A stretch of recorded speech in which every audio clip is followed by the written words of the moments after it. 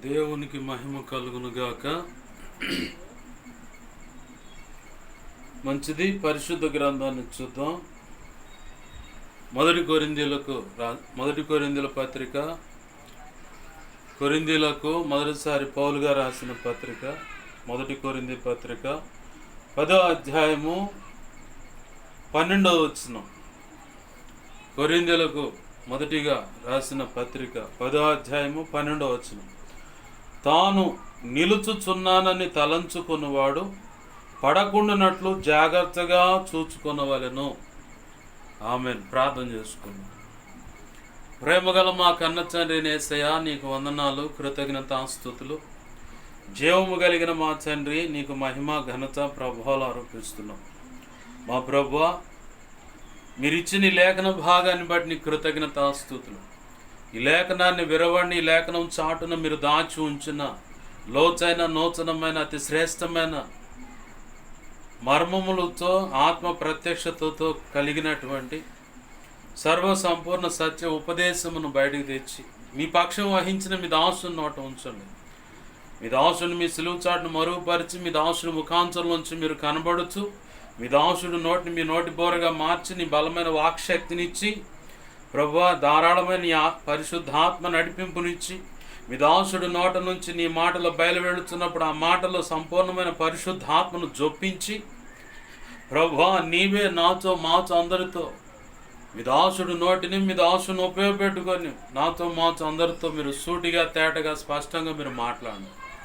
మా అందరికీ వినగలిగిన చెవును, గ్రహించగల మనసును, లోబడి హృదయాన్ని, వాక్యానుగుణం జీవించే కృపను, హృదయ సున్నతిని, దిద్దుబాటు మనసును, నేర్చుకునే శుభగుణ లక్షణమును, నిత్యత్వము చేరు పర్యాంతం వరకు నిత్యం నీ పాద సన్నిధిలో శిష్యరకము చేసే తత్వం కలిగి శిష్యులైన సేవక గణముగా తీర్చిదిద్దబడి ఈ భూమి మీద నువ్వు నిర్ణయించిన పని యావత్తు సమర్థవంతంగా సంపూర్ణం చేసి ధైర్యంగా నీ న్యాయపీఠాన్ని ఎదుర్కొని నీవు ఇచ్చే మెప్పు, ఘనత, మహిమ, బహుమతులు అందుకొని నిత్యత్వంలో ప్రవేశించి యుగ యుగాలు నీతో కలిసి నిత్య రాజ్య పరిపాలన చేయనట్లుగా, అంతకంటే ముందు క్రీస్తు న్యాయపీఠాన్ని ఎదుర్కొనే ముందుగా సంపూర్ణ సిద్ధి పొందినట్లుగా ఈ భూమి మీద మేము బ్రతుకుతుండగా, ప్రభువా, నీ పని చేస్తుండగా నీ కృపచేతనే మా ఉంచులో మేము నిలిచి, నీ కృపచేతను వెలిగించిన దీపం చేతపట్టి, నీ కృపచేతనే అయా ఈ లోకానికి, లోకస్తులకు వెలుగుగాను, నీ కృపచేతనే ఉప్పుగాను, రుచిగాను, క్రీస్తు పరిమళ సువాసనగాను, క్రీస్తు పత్రికలుగాను ఉంటూ, నీ కృపచేతనే మా ఎదుటించబడిన పరుగు పందెంలో ఓపికతో నీ కృపచేత గుర్యోతకు సాగిపోతూ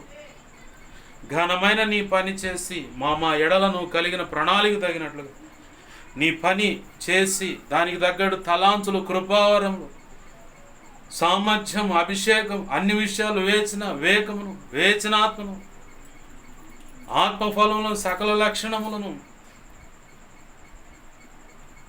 అంతరంగ పురుషుడు దినదినం బలాభివృద్ధి నొందినట్లు కృప, అభిషేకము, ఆత్మబలం, వాక్యబలం, ఇంకేం అవసరమని అవన్నీ సంపూర్ణమైన దేవా, ఇదిగొచ్చండి, సంపూర్ణమైన ఆరోగ్యం, దీర్ఘాయువు నీ కృప చేత మాకు అనుగ్రహింపబడినట్లుగా నీ కృప ద్వారా అవి అనుగ్రహించి ఈ లేఖన ఉపదేశము ద్వారా నీ కృప పొందుకొని ఆ కృపలోనే ఇప్పటి వరకు అడిగిన సమస్తమును ఇమిడి ఉన్నాయి కాబట్టి అవన్నీ పొందుకొని ఘనమైన నీ పని చేసి నన్ను మహింపరచుకునే భాగ్యం నాకు మాకు దయచేయండి ప్రభు.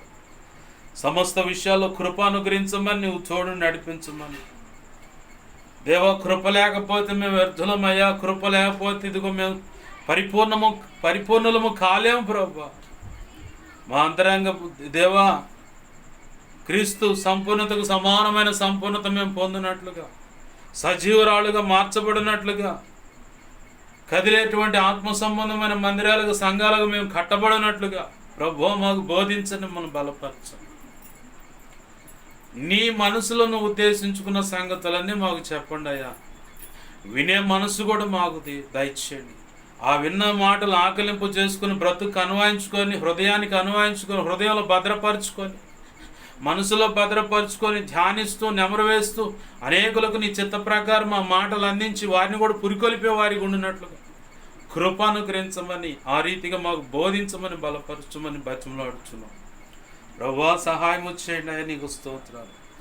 నా చుట్టూరు, మా చుట్టూరు మేమున్న ఈ గృహం, కాలనీ, పట్టణం, రాష్ట్రం, దేశం సమస్తం చుట్టూరు నీ సిలువ రక్తపు కంచె, రక్షణ ప్రాకం, అగ్ని ప్రాకం చుట్టూ కంచెగా వేయండి. నీ దేవదూతలు అగ్నివాటి రథములు సైని సమూహం చుట్టూ కావలిగుంచు. నీ కనుదృష్టి ముఖాన్ని తేజమ్మను వెలుగు సన్నిధి కాంతి జ్ఞాపకం చేయడు సమస్తంపై ప్రకాశింపచ్చే సర్వోన్నతుని శక్తి జ్ఞాపకం చేయడు సమస్త వ్యక్తులను కమ్మునుగాక. నీ మహిమ తేజస్సు ప్రభావం దహించని ప్రభావం జ్ఞాపకం చేయడు సమస్తం నుంచి నువ్వు కోరుకున్న నలుదిక్కులు వేస్తున్నావు ప్రభులు వెలుగుగాక. యెషయా 51:16 ప్రకారం నీ చేతిలో జ్ఞాపకం చేయడు సమస్తం నన్ను మమ్మల్ని దాచిపెట్టు. దేవా జకరియా గ్రంథం 2:5 ప్రకారం నీవే అగ్ని ప్రాకారమే జ్ఞాపకం చేయడు సమస్తం చూడు వ్యక్తులమైన మా చుట్టూ కూడా ఉండండి. త్రియేక దేవుడుగా మా కన్న తండ్రిగా నాతో మాతో మీరు ఉండండి అయ్యా. 7 దీపస్తంభముల మీద సంచరించి యేసయ్యగా యెహోవా సేనాధిపతిగా పరాక్రమశాలి భయంకరమైన మహాదేవుడుగా మాతో ఉండండి ప్రభు. నువ్వు అనుకున్న కార్యములు జరిగించండి, సమస్తమును చక్కపరచండి.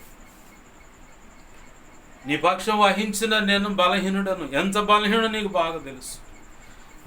నీ మీద ఆనుకున్నాను, నీ కృప మీద ఆధారపడుతున్నాను అయ్యా. నాలో నువ్వు కోరుకున్న పరిశుద్ధత విషయమే ఆశిస్తూ నా సమస్త అవిధేయతల అతిక్రమ దోషాలు, పాప దోషాలు, ఆజ్ఞాతిక్రమాలు, వ్యక్తిగత అంత రహస్యంగా ఏమైనా నా సమస్త పాప దోషాలు క్షమించు క్షమించు క్షమించు. నీ సిలువ రక్తంలో నన్ను కడిగి పవిత్రపరిచి నీ పరిశుద్ధాత్మతో నన్ను నింపు. నీ శుద్ధ జలం నాపై కుమ్మరించి నాలో ఉన్న సమస్త కల్మషం సమస్తాన్ని దేవ శుద్ధ జలం ద్వారా కడిగివేయి. నీ ఆనంద తైలాభిషేకం నా నెత్తిమింకును గొప్పగా ఉంచు. పరిశుద్ధాత్మగ్నులు నన్ను పుటమే శుద్ధ సువర్ణంగా మార్చి పరలోక శుద్ధ సువర్ణ చైలం నా నెత్తిమింకును గొప్పగా ఉంచు. మత్తయి సువార్త 10:1 8, 9, 20 ప్రకారం నీ నడిపింపు నాకు దయచు, కృప నాకు దయచు. హెస్కేల్ 2:1-2 ప్రకారం నీ కృప నాకు మాకు దయచే ప్రభు. అపోస్తుల కార్యం 4:27-37 ప్రకారం నీ కృప నాకు దయచే.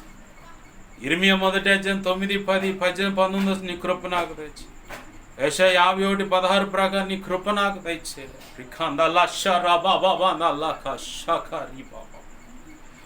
నీవే నాకు మాకు బోధించి బలపరచమని ధారాళమైన నీ ఆత్మ నడిపింపు.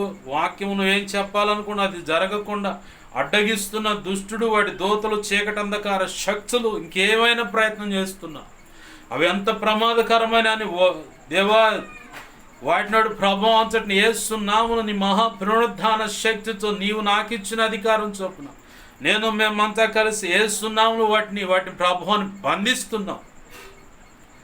నిత్య నరకాగ్నికి వాటిని ఇప్పుడు యేసునామమున అప్పజెప్పేస్తున్నాం. ఎర్ర సముద్రం ఎదుట చిక్కుపడిన ఇజ్రాయేల్ ప్రజల విషయమై తరుముకుంటూ వస్తున్న ఫరో సైన్యానికి మధ్యలో నీ ప్రజలకు మధ్యలో అగ్ని స్తంభంగా నిలిచావు. ఆనాడే కాదు ఈనాడు కూడా నిలబడండి. వాటితో మీరు పోరాడి ప్రభు జయమును మాకు ఇచ్చి ఇదిగో తండ్రి అక్కడ నువ్వు చేసిన తీర్పు వాటి విషయంలో నిశ్చిత్తమైన తెలుస్తున్నావు జరుగును గాక. నువ్వు అనుకున్నది నెరవేర్చబడును గాక. కనికరించి నీ కృపా కార్యములు జరిగించమని వాక్య ఉపదేశం ద్వారా నాతో మాతో మీరు మాట్లాడమని సమస్త అల్లరి, పసిబిడ్డల యొక్క అల్లరి, పెద్దవారి యొక్క అల్లరి సమస్తమును యేసు నామములో బంధిస్తున్నాను ప్రభు. దేవా కార్యము జరిగించండి. వాతావరణాన్ని మీ స్వాధీనం తీసుకో, కరెంట్ మీ స్వాధీనం తీసుకో, సెల్ ఫోన్ మీ స్వాధీనం తీసుకో, ప్రజలను, సమాజాన్ని, సమస్తాన్ని మీ స్వాధీనం తీసుకో. పసివారిని అల్లరికి రేపుతున్న, పెద్దవారిని అల్లరికి రేపుతున్న దురాత్మల సమూహాన్ని వాటి ప్రభావం యేసునామములో బంధిస్తున్నా.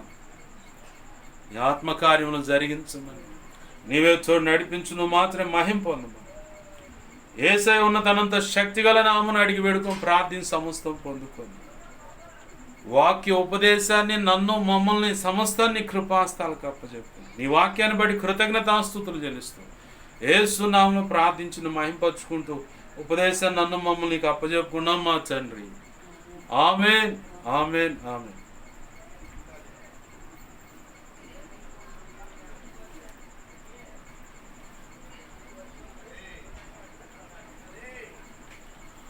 ప్రభునందు సమకూడిన మీ అందరికీ ఈ వీడియో చూస్తున్నా, ఇక ముందు చూడబోతున్న ప్రతి ఒక్కరికి కూడా ప్రభు అయిన యేసుక్రీస్తు వారి పేరిట నా హృదయపూర్వకమైన వందనాలు. అందరికీ వందనాలు. ప్రభునందు ప్రియమైన దేవుని బిడ్డలు గమనించండి, చదువుకున్న లేఖన భాగంలో దేవాది దేవుడు తన దాసును ఉపయోగపెట్టుకొని ఇస్తున్నటువంటి ఒక భాగం, అంటే ఒక హెచ్చరిక లాంటి మాట కూడా కాదు, హెచ్చరికే. ఏంటి ఆ మాట అంటే, తాను నిలుచుచున్నానని తలంచుకున్నవాడు పడకుండానట్లు జాగ్రత్తగా చూచుకొనవలెను. అంటే ఈ మాటకి అర్థం ఏంటి? తాను నిలుచుచున్నానని తలంచుకొనువాడు. సర్వసాధారణంగా ఆధ్యాత్మిక జీవితంలో అడుగుపెట్టిన ప్రతి ఒక్కరిని వెంటాడేటువంటి ఒక శోధన ఇది. ఈ శోధన ఎప్పుడు ఎంటర్ అవుతుంది, ఎలా ఎంటర్ అవుతుంది ఏంటని గమనిస్తే, బాప్తిస్మము పొందిన తొలి దినాలు చాలా ఆసక్తిగా ఉంటుంది. ఒకప్పుడు జీవితాన్ని, వారి యొక్క జీవిత వైఖరి, వారు లోకరీతిగా బ్రతికిన తీరు బాప్తిస్ అనుభవంలోకి వచ్చిన వెంటనే మననం అంటే జ్ఞాపకం చేసుకుంటూ ఉంటారు. ఎందుకంటే క్రీస్తు రక్తంలో కడగబడిన తర్వాత నేను క్రొత్తగా, పాతవి గతించెను, సమస్తము క్రొత్తవాయను అన్నట్లుగా పాత జీవితాన్ని నేను విసర్జించాలి. అది నాకొద్దు. పొరపాటును కూడా చావనైనా చస్తాను, కానీ పొరపాటును కూడా ఆ పాత నీచమైన ఆ బ్రతుకులోకి నేను అడుగు వేయను అన్నటువంటి స్థిరమైన తీర్మానం ప్రారంభ దినాల్లో ఉంటుంది. ఆ ప్రారంభ దినాల్లో ఆ తీర్మానాన్ని జ్ఞాపకం చేసుకుంటూ ఎవరైనా కదిలిస్తే, ఒకప్పుడు ఇంత నీచంగా నేను బ్రతికానమ్మా, ఒకప్పుడు ఇంత నీచంగా బ్రతికానయ్యా, అయితే క్రీస్తు రక్తాన్ని నేను ఆశ్రయించిన తర్వాత నిజముగా ఆయన దేవుడు, లోకరక్షకుడు, ఆయన ద్వారానే నాకు పరలోకము ప్రవేశం కలుగుతుంది, ఆయనలోనే ఉంటేనే సంతోషం, నెమ్మది, సమాధానం. చూడు, నన్ను ఒకప్పుడు పలానా చీకటి నన్ను ఆవరించింది, పలానా మాంత్రిక క్షుద్రపోయల బంధకాలు నన్ను పట్టి వెరిపించాయి. ఎప్పుడైతే తన దాసుని దేవుడు వాడుకున్నాడో, అయ్యగారిని వాడుకున్నాడు, నా కోసం ప్రార్థన చేయించాడు, ఉపవాసం ఉండి ప్రార్థన చేశారు, మా ఇంటికి వచ్చి ప్రార్థన చేశారు, సంఘమంతా ఉపవాసం ఉండి నన్ను వారి మధ్యలో పెట్టుకొని ప్రార్థన చేశారు. అయ్యగారు వాళ్ళు మా కోసం చాలా ప్రార్థన చేశారు, చాలా కష్టపడ్డారు నేను బాగుపడతాను. కానీ కొంతమంది స్త్రీలు చెబుతారు, పురుషులు చెబుతారు, యవన బిడ్డలు, యవన స్త్రీలు కూడా చెబుతారు, వృద్ధులు చెబుతారు. బాగుంది. తొలి దినాల్లో అది వ్యవహారమంతా తొలి దినాలు. ఏ భక్తుడిని కదిలిచ్చినా కానీ ఆ తొలి దినాల అనుభవాల్లో ఇదే సాక్ష్యం ప్రతి ఒక్కరికి చెబుతారు. అవతలోడు వినకపోయినా కొద్దిగా ఈ మాటలను అని చెప్పని కదిలిచ్చి మరి అందరికి సాక్ష్యం చెబుతారు. బాగుంది. ఆ ప్రారంభ దినాల్లో ఉన్నటువంటి ప్రభు సన్నిధి మీద ఉన్నటువంటి ఆ వ్యామోహం, ప్రభుతో నేను గడపాలన్న ఆ తపన, నా దేవుని సన్నిధిలో ఉదయ సాయంకాలం మధ్యాహ్నం కూడా అవకాశం దొరికితే ప్రార్థించాలి, వాక్యము చదవాలి, ఏకాంత ప్రార్థనలో ఎవరు కదిలించకుండా తలుపులు వేసుకొని దేవుని సన్నిధిలో ఏకాంత ప్రార్థన చేయాలి, వాక్యం చదవాలి. నాకు అవకాశం ఉన్నప్పుడల్లా ప్రతి వారంలో ఒకరోజు ఖచ్చితంగా ఉపవాసం ఉండి మరి ప్రార్థించుకోవాలి. నెలలో ఒకసారైనా జాగరణ అంటే ఆన్లైన్ ప్రేయర్ అయినా నేను గడపాలి. అది నా ఆధ్యాత్మిక క్షేమాభివృద్ధి కొరకు ఉపయోగపడుతుంది. నా అంతరంగంలో ఉన్నటువంటి ఆత్మ, అంతరంగ పురుషుడు బలపడాలంటే తరచు ఉపవాసం చేయాలంట. నీకు తెలుసా? తరచు జాగరణ ప్రార్థన చేయాలంట. నీకు తెలుసా? అయ్యో, తెలివి తక్కువ దానిలాగున్నావు, తెలివి తక్కువలాగున్నావు. మనం ఖాళీ దొరికినప్పుడల్లా ప్రార్థన చేయాలంట. ప్రార్థన చేస్తేనే మనం బలంగా ఉంటాం. వాక్యం చదివితేనే బలంగా ఉంటాం. పరిశుద్ధుల సహవాసంలో ఉంటేనే చెడు స్నేహాలు, లోకాశలు, ఒకప్పుడు లోకంలో బ్రతికిన తీరు మళ్ళీ అటు ఆ రొంపలోకి, ఆ బురదలోకి, ఆ చెడులోకి వెళ్లకుండా మనం కాపాడుకుంటా ఉంటా. నీకు తెలుసా అని చెప్పని ఒకళ్ళొకళ్ళు హెచ్చరించుకుంటారు. కనపడ్డప్పుడల్లా పదే పదే ఈ మాటలే ఉంటాయి. పరిశుద్ధుల సహవాసంలో ఉండాలంట, సంఘ సహవాసానికి క్రమం తప్పకుండా హాజరవ్వాలంట. నువ్వేంది దూరం అవుతున్నావు? ఏమేదో పెద్ద భక్తురాలైనట్టు భక్తుడైనట్టు వాళ్ళని కదిలిస్తూ ఉంటారు అన్నమాట. ఇది ప్రారంభ దినాల్లో. అలానే వాళ్ళని నేను తృణీకరించట్లేదు, కానీ ప్రారంభంలో ఉండే ఆ కసి అది. కానీ ప్రారంభంలో నా కసి కాస్త ఎలా అయిపోతుందంటే, ఆ మధ్యకాలంలో ఒక వృద్ధ దంపతులు, దైవజనులు, వాళ్ళు బస్సు ఎక్కుదా అని చెప్పని అలా బస్ స్టాప్ దగ్గర పోయి నిలబడ్డారు. బస్ స్టాప్ దగ్గర పోయి నిలబడ్డారు. వాళ్ళ కళ్ళ ముందుగానే వాళ్ళ కళ్ళ ముందే నూతనంగా పెండ్లైనటువంటి జంట వెళుతూ ఉంది. ఆ జంటను చూసి ఆ దైవజనురాలు అంటుంది, ఏమండి చూడు జంట ఎంత చూడముచ్చటగా ఉందో, అసలు వాళ్ళిద్దరి మధ్య గాలి కూడా అసలు దూరట్లేదు, గమనించారా అంటే పక్కనున్న దైవజనుడు అందుకొని ఆయన అంటాడు, వారిద్దరి మధ్య ఇప్పుడు గాలి కూడా దూరదు, కానీ 1 సంవత్సరమో 2 సంవత్సరాల గడవని వాళ్ళిద్దరి మధ్య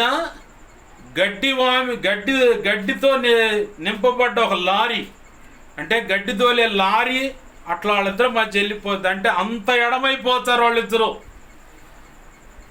వారి ఆధ్యాత్మిక జీవితాన్ని ప్రభు దీవించి ఇచ్చినటువంటి బిడ్డల వల్ల కావచ్చు, ప్రారంభంలో ఉన్నటువంటి ఆ ప్రేమ, ఆప్యాయత, అనురాగాలు కాలం గడిచే కొద్దీ బిడ్డలు పుట్టిన తర్వాత బాధ్యతలు, పని పాట, బరువు బాధ్యతలని, ఈ సమస్యలు అవని ఇవని చివరికి వాళ్ళ మధ్యలో ఇప్పుడైతే గాలి దూరదు, కానీ 1 సంవత్సరం 2 సంవత్సరాలు ఆగిన తర్వాత గడ్డి వామి కలిగినటువంటి లారీ వెళ్ళిపోద్ది వాళ్ళిద్దరి మధ్యగా అన్నాడు. ఇది వాస్తవమే అది. ఎందుకంటే 2 సంవత్సరాలు దాటిన తర్వాత ఎటుగుడి ఖచ్చితంగా పిల్లగాడో వాళ్ళ కడుపును పొడుతారు. ఇక వాళ్ళ గోల భార్య ఇక ఆ పిల్లలను చూసుకోవడం సరిపోతే, భర్త ఇక బిడ్డలు కలిగారు కాబట్టి సంపాదన రందిలో పడుతాడు. ప్రారంభంలో ఉన్నటువంటి ఆ ప్రేమ, ఆప్యాయతలు కరువైపోయి ఇక ఒకళ్ళనొకళ్ళు నిందించుకోవటం. చూడు నా ఏదైనా పడేసామని చెప్పని ఒకళ్ళనొకళ్ళు నిందించుకుంటారు. మళ్ళీ ఆ తర్వాత కలిసే కాపురం చేస్తూనే ఉంటారు. ఆధ్యాత్మిక జీవితంలో అడుగుపెట్టిన వాళ్ళు కూడా ఇలాంటి పరిస్థితినే ఎదుర్కొంటారు. అయితే అలాంటి పరిస్థితి ప్రతి ఒక్క ఆత్మీయుడికి, ఆత్మీయురాలకు ఉంటుంది. కానీ దాన్ని జయించుకోవాలంటే నువ్వు కొంత లోక స్నేహాలకు దూరంగా ఉండాలా.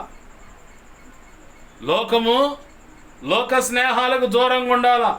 ఆరుబయట అరుగుల మీద వ్యవహారాలు తగ్గించి దేవుని సన్నిధిలో, అంటే నువ్వు ప్రత్యేకంగా ఇంట్లో కూర్చొని తలుపు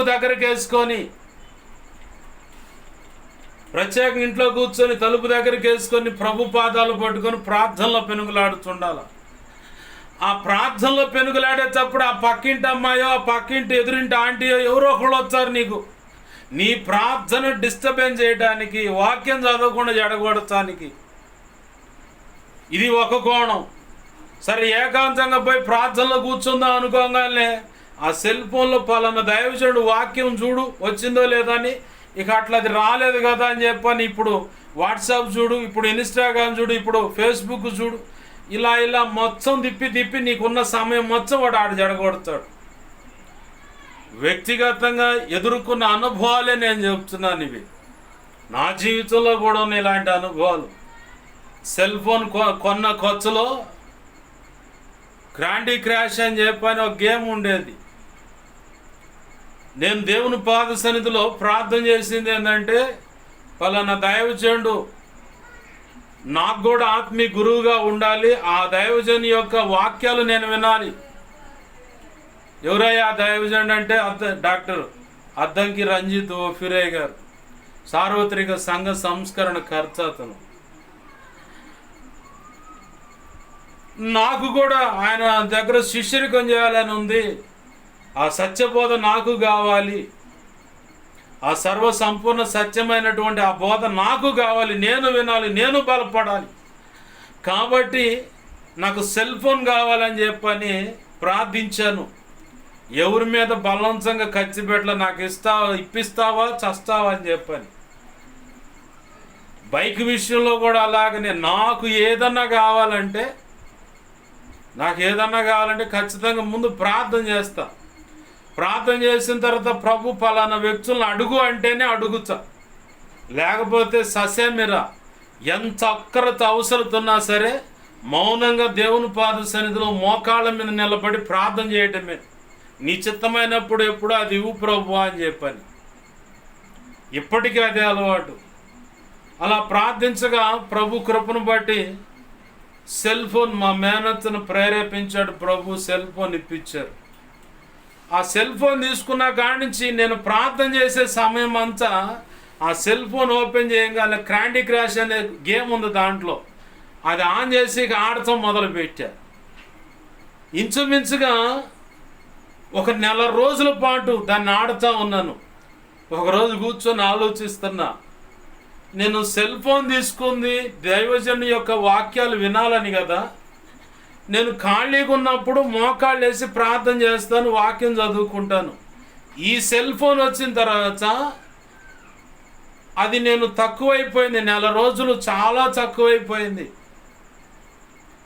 ఆ ఖాళీగా ఉన్న సమయం దేవుని సన్నిధిలో ప్రార్థనలు గడిపే ఆ సమయం, వాక్యం చదివే ఆ సమయం ఈ క్యాండీ క్రాష్ అనే గేమ్ ఆడటం మొదలుపెట్టా.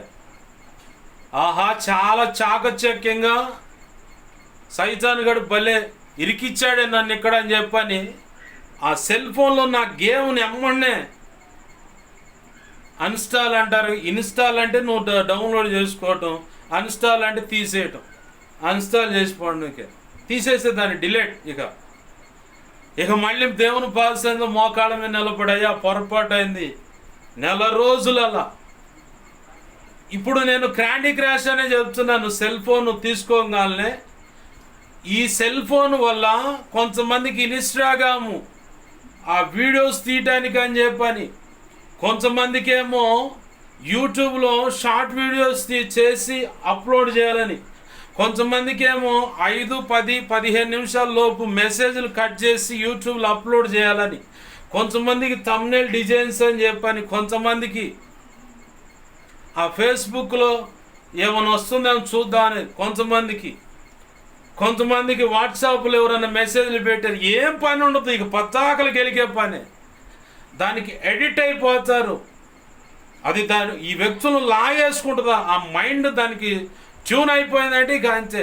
అవతల దైవజనుడు వాక్యం చెబుతున్న ఈ సెల్ ఫోన్ మాత్రం తిరిగేస్తూ ఉంటాడు. స్త్రీ అయిన పురుషుడైన యవన స్త్రీలో నేను బాగా చూశాను. కాలేజీకి వెళ్ళే బ్యాచ్లో నేను చాలామంది విషయాలు చూశాను. నేను అది నా కళ్ళతో నేను చూశాను. వాక్యం వింటానే ఉంటారు, ముసుగేసుకొని సెల్ ఫోన్ ఇటు పెట్టుకొని చూస్తా కూర్చుంటారు. ప్రసంగి 5:2లో 5వ అధ్యాయం 2వ వచనంలో ఉంది, నీ దేవుడైన యెహోవా సన్నిధికి వెళ్ళినప్పుడు జాగ్రత్తగా ఉండు అని. పిచ్చి పిచ్చి డాన్సులు వేస్తే ఆయన పైనుంచి చూస్తాడు, జాగ్రత్త సుమ్మి అని ఉన్నాడు. నాకు భయం.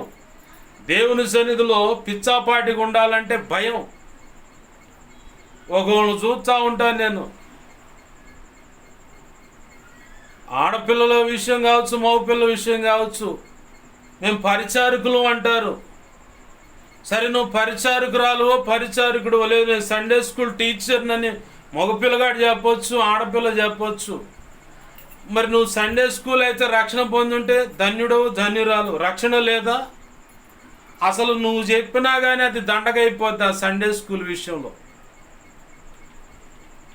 ఎందుకు దండగైపోద్ది అంటే, సండే స్కూల్ నీకు అప్పచెప్పినప్పుడు గతంలో కూడా చెప్పాను, వారి కోసం, ఆ బిడ్డల కోసం ఉపవాసం ఉండాలను. స్త్రీవైన పురుషుడువైనా ఉపవాసం ఉంటేనే వారి జీవితాలు ప్రభు కోరుకున్నట్టుగా కట్టబడతాయి. అసలు నీకు రక్షణ లేకుండా, ఒక పురుషుడిగా నీకు రక్షణ లేకుండా నువ్వు గనక నేను సండే స్కూల్ నడిపిస్తున్నాను అని చెప్పి అడిగితే కొద్దిసేపు అక్కడ ఏసే పాటలు పాడుతావు, మళ్ళీ ఇంటికి రాగానే మళ్ళీ లోక సంబంధమైన వ్యవహారాలు ఉంటాయి. నిన్ను ఖచ్చితంగా వాడు చూస్తాడు. ఆ పసివాడు, ఆడపిల్ల కానీ మగపిల్ల కానీ ఖచ్చితంగా నిన్ను చూస్తూనే ఉంటారు. ఆ పసి మనసుల్లో ఈజీగా నాటుకొని పోతాయి. మనం చేసేవన్నీ ఈజీగా నాటుకొని పోతాయి. మళ్ళీ దానికి ఏమన్నా అవిషేపాలం కట్లు, పెండ కట్లు, ఆ కట్లు, ఈ కట్లు వేయాల్సిన పని లేదు, పిండి కట్లు వేయాల్సిన పని లేదు. వాళ్ళు చూస్తూనే ఉంటారు, అవి లోతుగా నాటుకొని పోతాయి. అది ప్రమాదం. సండే స్కూల్ నువ్వు నడిపిస్తున్నావు అంటే, సండే స్కూల్ ఒక టీచర్గా నువ్వు పురుషుడిగా ఉన్నా, ఒక స్త్రీగా ఉన్నా, ఖచ్చితంగా నీ నోట యేసయ్య మాటలే ఉండాల, నీ నోట యేసయ్య పాటలే ఉండాల. నీ ప్రవర్తనలో కూడా దైవ సంబంధమైన వ్యక్తుల యొక్క లక్షణాలు, వస్త్రధారణలైనా సరే సమస్త విషయాలు అవి కనపడాల. పాస్టర్ గారు మెచ్చుకుంటారు, 10 మంది నన్ను చూస్తారనుకుంటే నువ్వు నిత్య నరకానికే పోవచ్చు, రెండోసారిగా పో. సండే స్కూల్ అంటే అంత ప్రమాదము, అలాగనే అంత విలువైంది. ఒకరిని చూస్తే అబ్బో ఇటేమో లోక సంబంధమైన ఆ వాట్సాప్లో కానీ, ఫేస్బుక్లో కానీ, ఇన్స్టాగ్రామ్లో కానీ, ఇంకా యూట్యూబ్లో చూడాల. ఇంకా బరిగొడ్లు కాసుకోపోయి ఒక 4-5 బరిగొడ్లు మీ అమ్మ నాయన ఉంటే వాళ్ళ చేత కొనిపించుకొని బరిగొడ్లు కాసుకో, పనికొచ్చు దానికి. ఇంక రెండో దానికి పనికిరావు. సండే స్కూల్ అంటే చాలా విలువైన పరిచర్య. అది చాలా అంటే చాలా విలువైన పరిచర్య. కొంతమందిని గమనిస్తూ ఉంటాను నేను ఇక్కడనే కాదు, చాలా చోట్ల గమనిస్తూ ఉంటా. నేను మౌనంగా ఉంటాను అనుకుంటారు, కానీ చాలామంది ఎవడితో మాట్లాడు, ఏం చేయడు, మౌనంగా ఉంటాడు అని చెప్పాను. ప్రతి కదలిక నేను గమనిస్తాను. నేను పెరిగిన పెంపకంలో మాకు నేర్పింది అది. పిచ్చి డ్యాన్సులు వేస్తే కుదరదు. పరిచయలోని పిల్లలు, ఆడపిల్లలు చివరి ప్రార్థన చేస్తుంటే ఒకళ్ళకాళ్ళు ఒకళ్ళు దొక్కుంటాను, చతుర్లు ఆడుకుంటున్నారు. కోటం అయిపోయిన తర్వాత పిలిచా, వాళ్ళ అమ్మను కూడా పిలిచా, అక్క ఇదిగో వీళ్ళు ఇలా చేస్తున్నారని చెప్పాను. వాళ్ళు బిత్తరపోయారు. మమ్మల్ని మేము అలా సరదాగా ఉన్నప్పుడు ఈయనెప్పుడు చూశాడని చెప్పని నేను చెప్పా. నేను చేస్తున్న పరిచయం చేస్తానే ఉంటాను, అన్నీ గమనిస్తూ ఉంటా. గమనించకుండా ఏమి ఉండను. అలాగనే ఉండాలి. పరిచారకుడైనా, భక్తి సాధన చేస్తున్నాడు, సేవకుడైనా సరే అన్నీ గమనించాలా. పోయి బురదలో తలంచుకొని పోయినట్టే గొర్రె పోయినట్టు పోతే కాదు. నువ్వు అన్ని విషయాలు గమనించాలా. ఏ వ్యక్తి ఎలా స్పందిస్తున్నారు, ఎవరెవరి విషయాలు ఎలా ఉంటున్నారు ఏంటన్నది ప్రతిదీ నువ్వు గమనించాలి. గమనించకపోతే నువ్వు ఇక వేస్ట్ అన్నమాట. ప్రభునందు ప్రియమైన దేవుని బిడ్డలారా, గమనించండి. భక్తి సాధన ప్రారంభ దినాల్లో ఎలా ఉంటుందంటే, అసలు చాలా కసిగా ఆసక్తిగా ఉంటారు.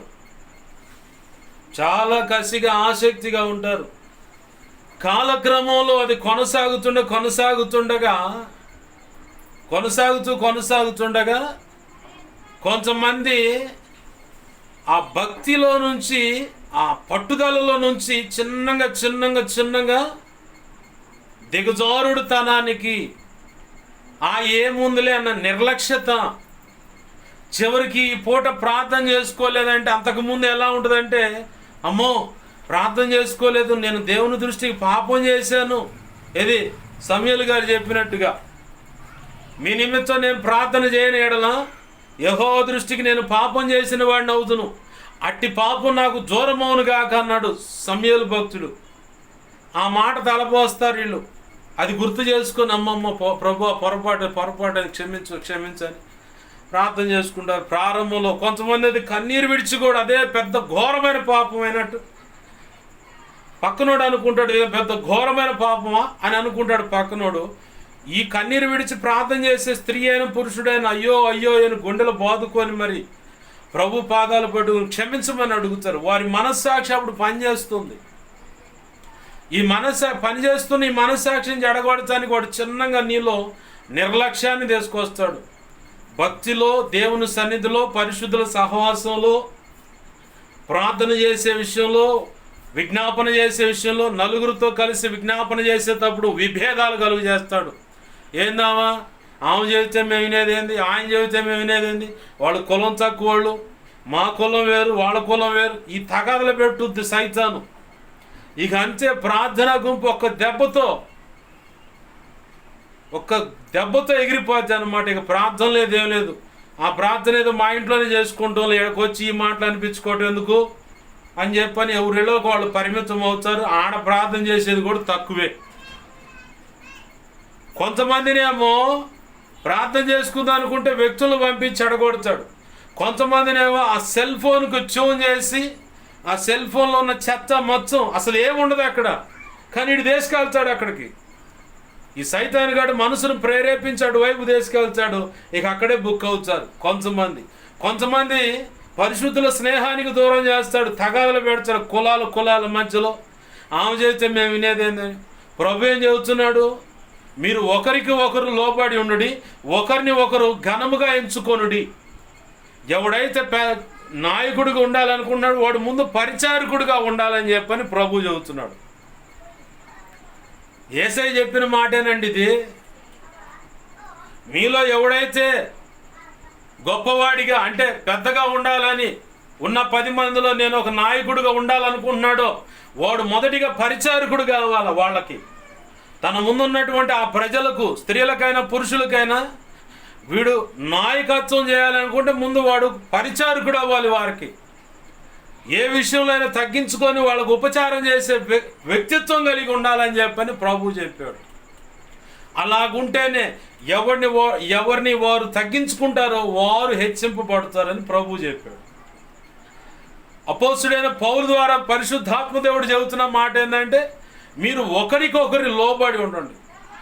ఒకరికొకరు, భార్య భర్తకు, భర్త భార్యకు, తల్లిదండ్రులకు, కడుపును పుట్టిన బిడ్డలు, అలాగే సంఘ కాపరికి, సంఘస్థులు లోబడి ఉండాలి. ఒకరికొకరు లోబడి ఉండాలి. సంఘ కాపరి కూడా ఆయన పెద్ద డాను, ఏదో పెద్ద గొప్ప అనుకుంటే కుదరదు. ఆయన కూడా సంఘ బిడ్డల విషయంలో పరిచారకురాలుగా, సేవకురాలైతే పరిచారకురాలుగా మారిపోవాలి, సేవకుడైతే పరిచారకుడుగా మారిపోవాలి. అప్పుడే తనను తాను తగ్గించుకుంటున్నాడు కాబట్టి ఈ ప్రజలంతా కలిసి అతను హెచ్చిస్తారు, ఆమెను హెచ్చిస్తారు. దేవునికి మహిమ కలుగును గాక.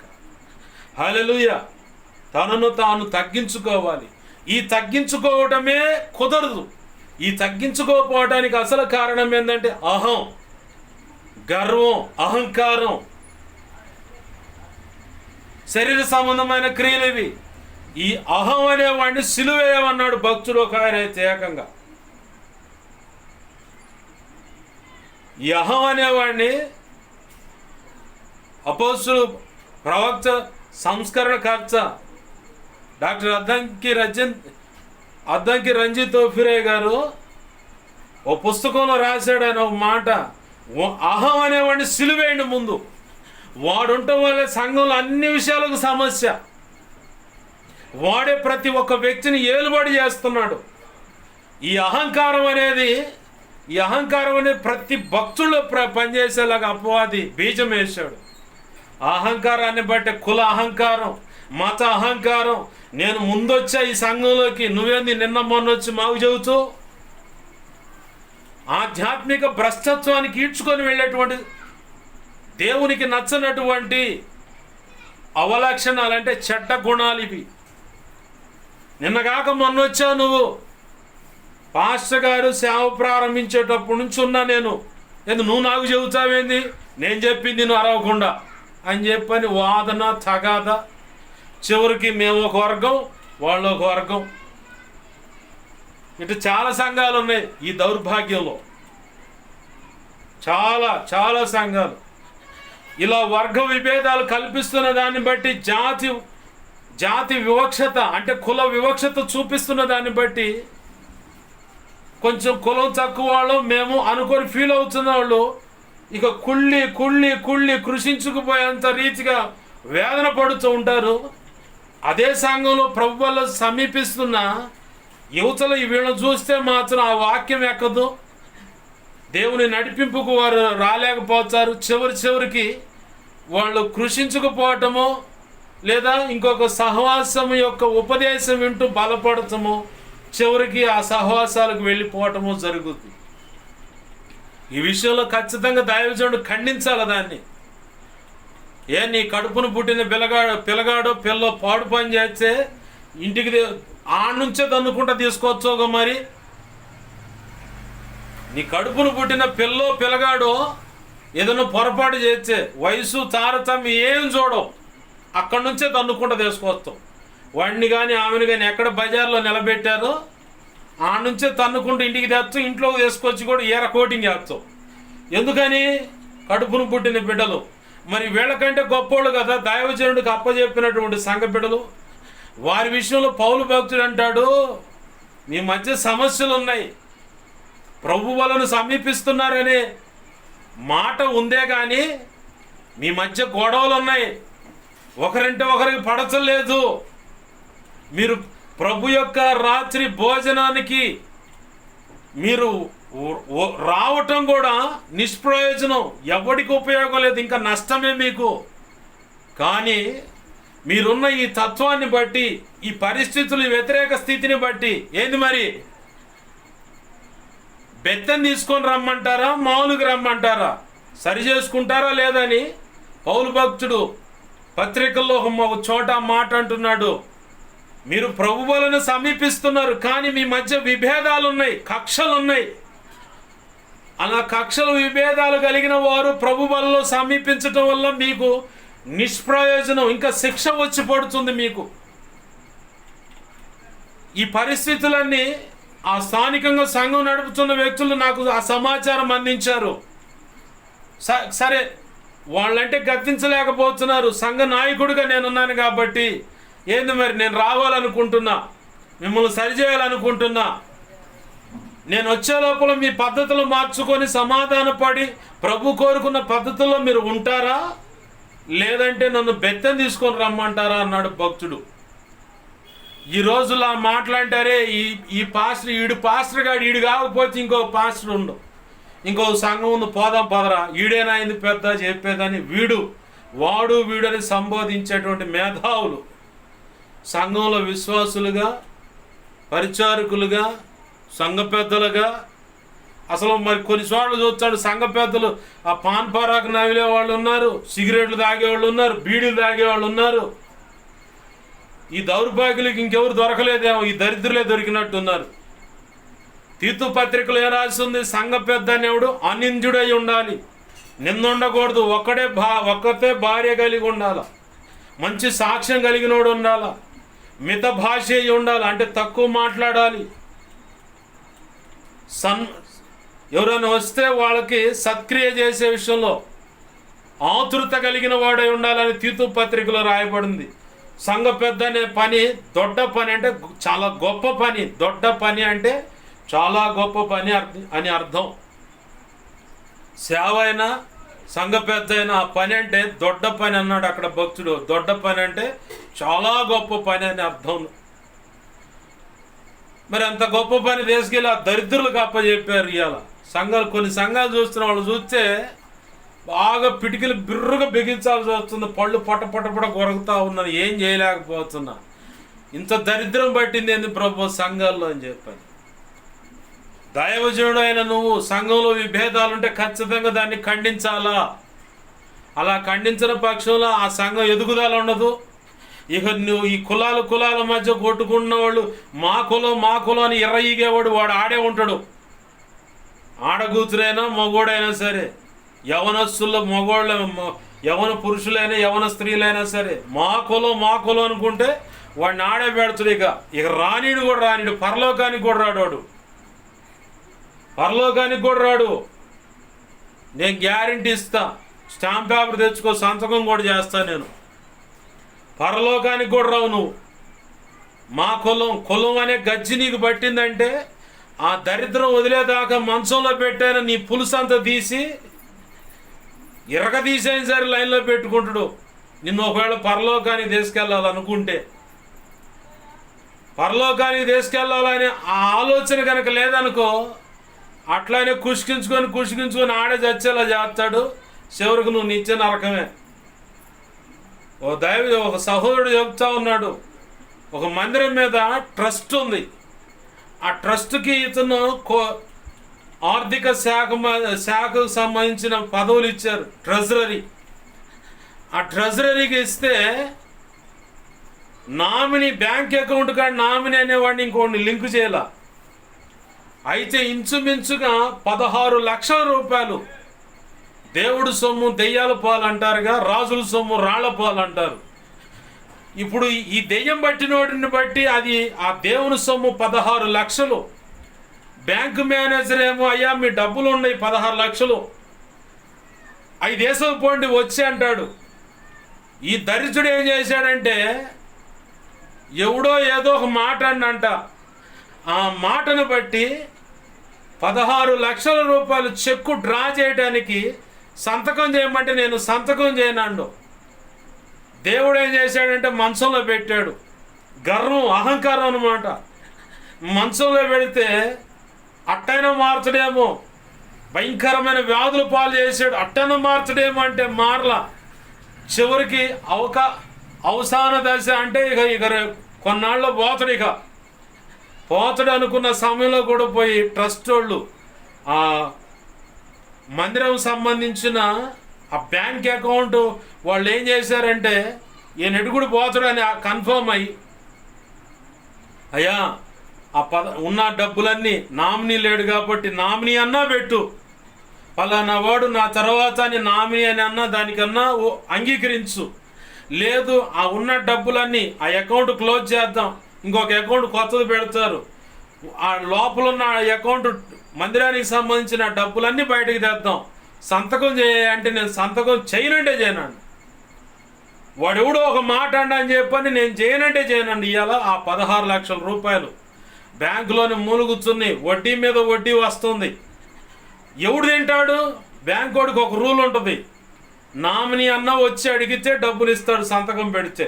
పలానా వ్యక్తి ఇంతకు ముందు ఉన్నాడు, వాడు పోయాడు, ఆమె పోయింది, అయితే నామినీ నేను సంతకం పెడుతున్నా అని చెప్పని ఆ అకౌంట్ తీసేటప్పుడు అడుగుతారు ఎవరు నామినీ అంటే, దీనికి నామినీ పెట్టలా. చివరికి ఇప్పుడు నామినీ లేకపోవటం వల్ల, ఆ వ్యక్తి సంతకం చేయకపోవటం వల్ల 16 లక్షలు ఆ బ్యాంకులోనే మూలుగుతూ ఉన్నాయి. ఎవడు తినాలయ్యి? బ్యాంకు మేనేజర్ని అడిగితే నామినీ సంతకం పెట్టించండి తీసుకోపోయాడు. ఎందుకంటే మేము పైన ఆర్బీఐకి సంజాయిషి చెప్పాలా. ఏం చేశారంటే సమాధానం చెప్పాలా, దాన్నే సంజాయిషి అంటారు. సమాధానం చెప్పుకోవాలి కాబట్టి మాకు కుదరదయ్యా, నామినీ వచ్చాను సంతకం చేయాలి, ఆ ట్రెజరర్ అన్న వచ్చి సంతకం ఏడుండో చచ్చిపోయి ఎన్నో సంవత్సరాలు అయింది. కొంతమంది గర్వం అహంకారంతో లోబడని పరిస్థితులను బట్టి సంఘాల్లో విభేదాలు, రక్షణ లేని దౌర్భాగ్యులు తెచ్చి సంఘ పెద్దలుగా ఆడ పెడితే చివరికి వాళ్ళు 16 లక్షల రూపాయలు దేవుడు సొమ్ము, ప్రజలు వారి రక్తాన్ని దశమ భాగంగా ధనము తెచ్చి ఆడ పెడితే ఆ ధనం తీసుకెళ్ళి ట్రెజరీ పుణ్యమాట తీసుకెళ్ళి బ్యాంకులో జమ చేయాల. ప్రతి ఆదివారం వచ్చిన అమౌంట్ మొత్తం సోమవారం వెళ్ళి బ్యాంకులో వేయాల. వీడు తినడానికి లేదు, మళ్ళీ ఎప్పటికప్పుడు లెక్క చెప్పాలి సంఘానికి. ఏముంది ఉపయోగం? 16 లక్షలు. వాడు అంటాడు ఇక లోకంలో గంగలో పోసినట్టు అయిపోయిందని. ఆ టైపులో దేవుడు సొమ్ము దెయ్యాల పాలైంది అన్నట్టు అయిపోయింది. ఇప్పుడు ప్రభునందు ప్రేమ దేవుని బిడ్డ గమనించండి, ఆధ్యాత్మిక పరిపక్వత కలిగిన వాడైతే ఈ పని చేయడు.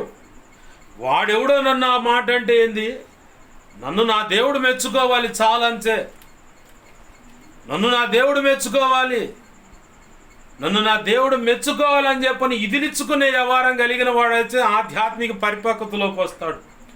ఆధ్యాత్మిక పరిపక్వతలోకి వస్తుంది ఆమెగా.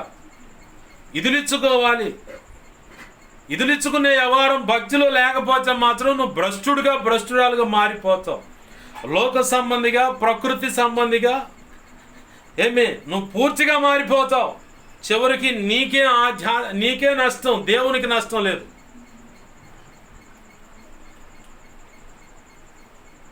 బాప్తిస్మిచ్చే యోహాను విషయంలో పరిసయ్యులు, సద్దుకయ్యులు, ధర్మశాస్త్రోపదేశకులు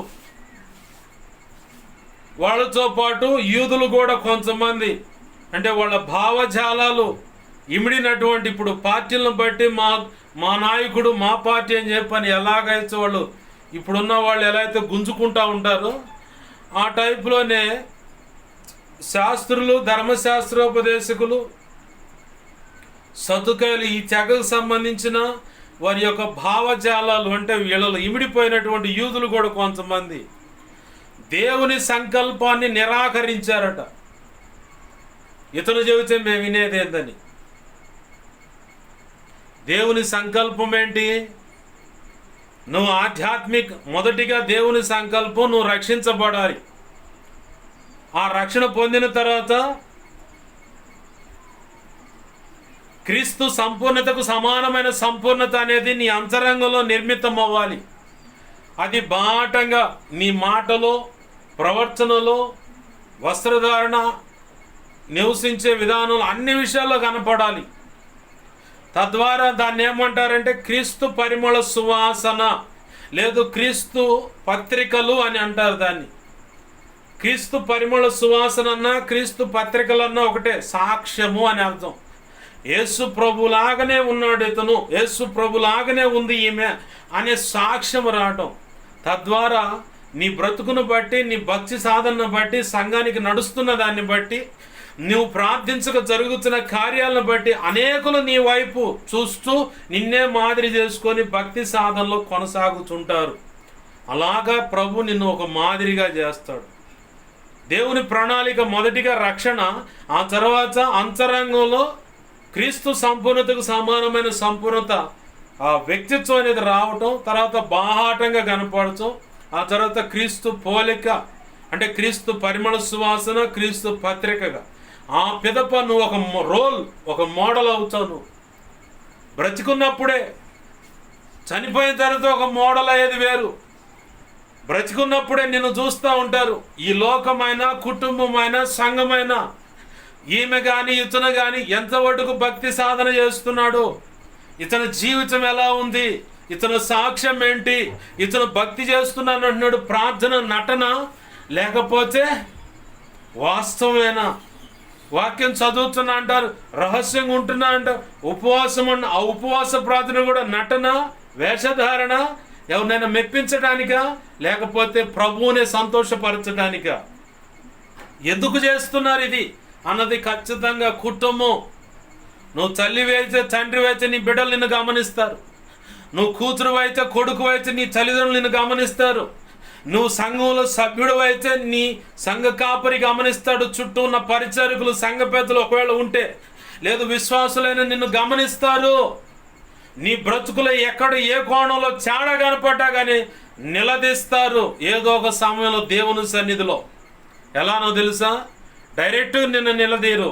ప్రభువా, ఇదిగో పలానా అమ్మాయి, పలానా అబ్బాయి, పలానా వ్యక్తి, పలానా స్త్రీ, పలానా పురుషుడు, ఇదిగో తండ్రి ఇలాగా పైకేమో ఒకలా, మా అందరి ముందు ఒకలాగా ఉంటున్నాడు, ఇంటికాడ ఒకలాగా ఉంటున్నాడు, ఆ బజార్లో ఒకలాగా ఉంటున్నాడు, ఇలా ఉంటుంది ఆమె వ్యక్తిత్వం అని దేవుని సన్నిధిలో మోకాళ్ళ మీద ఉండి ఆయన ఎదుట నిలదెత్తారు నిన్ను.